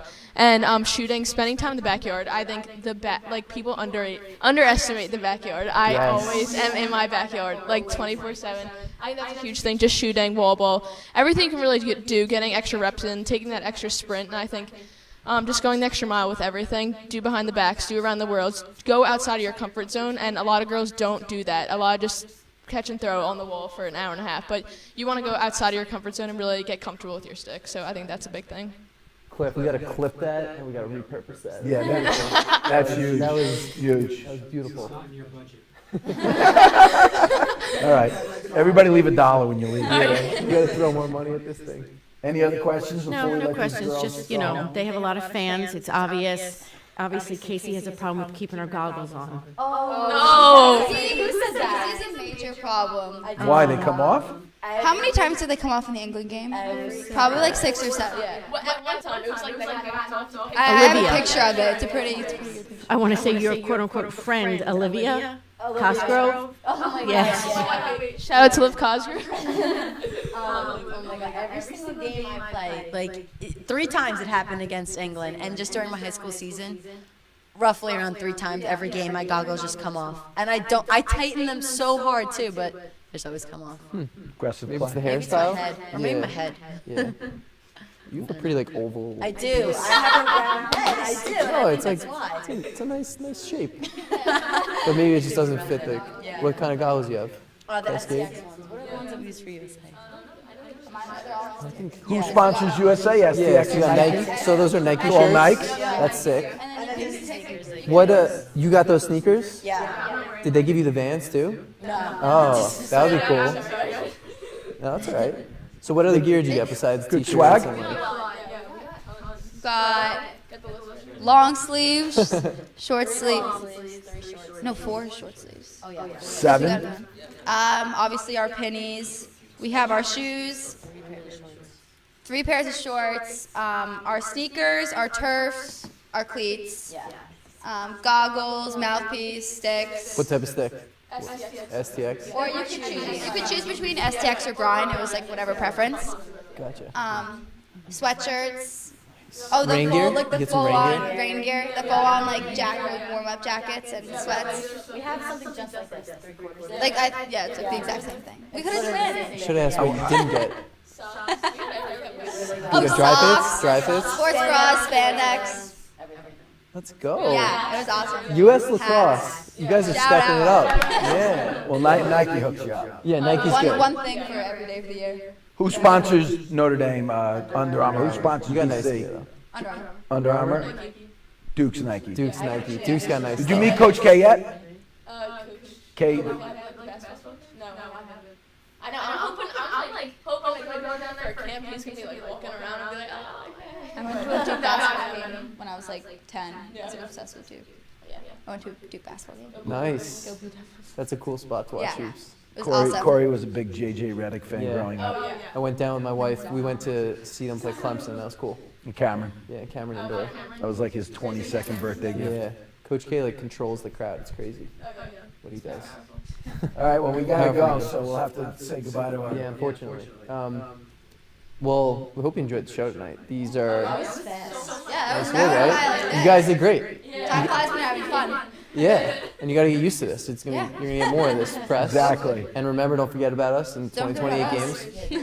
Hashtag us. Hashtag. We just taught him He what just that told me word what was. hashtag was. He's all excited about hashtag. It's so confusing to describe. I know. Like, how do you describe a hashtag?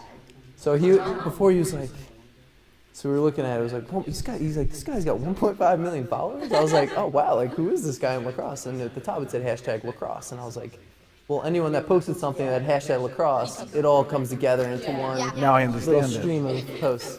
But he was like, That's why FLG's Yeah. been running all the hashtags lately.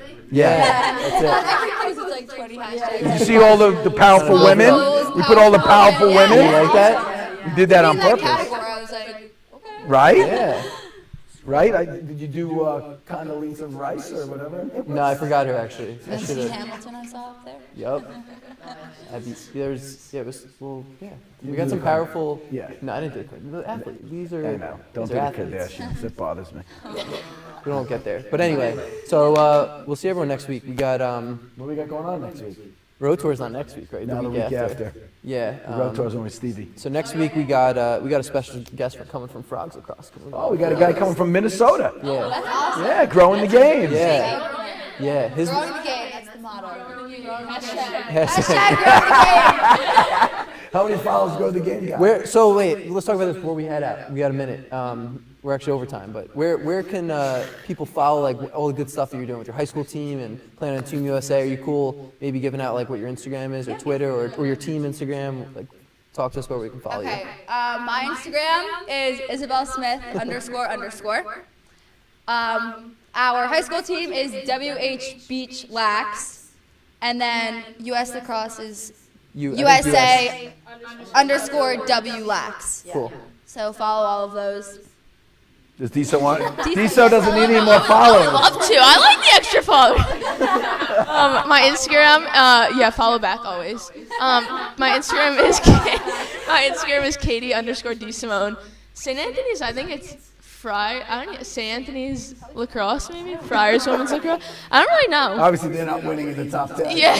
St. Anthony's was not in the top 10. Yeah, no, we have our costumes up there from our egg hunters. Those are painful. But yeah, that's it. USA, women's lacrosse. What's Choma's? I'm just Casey Choma. With a K? Yeah, with a K. No C. Yeah. Casey Two with a Y's, K. one Y. Oh, it's 2 A's at the end. Oh, 2 A's at the Even end. though, because someone, I Choma's guess, 2 made an A's. account. Isn't it? Someone took your name? Yeah, I'm just CHOMA, but I guess someone had that, which is kind of rare. But so I have the 2 A's. Yeah. So Casey Choma with 2 A's, and our, oh my God, I don't know. I think it's ESMGVL. ESMGVL right? Lax. Yeah, ESMGVL Lax. Yeah. So follow us. Just ask Corey. He knows all the girls. Yeah, well, we were doing the top 10, so we were going through all of them. Yeah. Alexa did a great job with that. She put the artists, but yeah, it's good. But we hope Well, you like we it. wanna say All right, cool. thank you. Thank you for coming. Of course. Keep Yeah. crushing it. And we wish you We'll guys see the you best. again. All your streaking games of the week. We get to watch you play live. We haven't even seen you play yet, Belle, live. We've never seen you play in person. No, just on tape. We're very excited. Yeah, Your you better sophomore kiss highlights it. were cool. You better be Hurricane on Al. Yeah. I want like 6 goals. He's a good man. Hurricane Al, it's happening. It's coming. It's coming. Coming to Mount Sinai. Category 5. This spring. We're bringing the flag. All right, Frankie, run the credits, baby. See you in a week.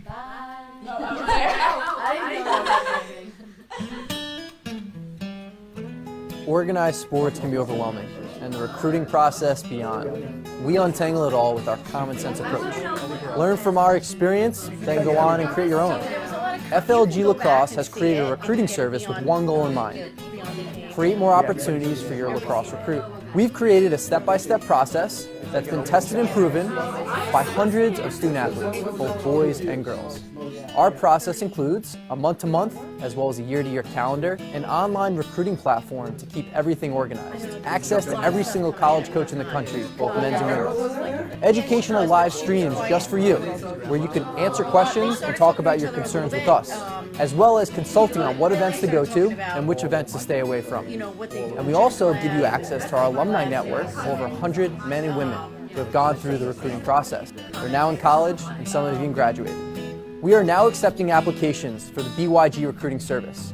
Our application window is going to end on February 1st, 2019. So be sure to apply today at byglacrosse.com. Eyebrows for playoffs again this year.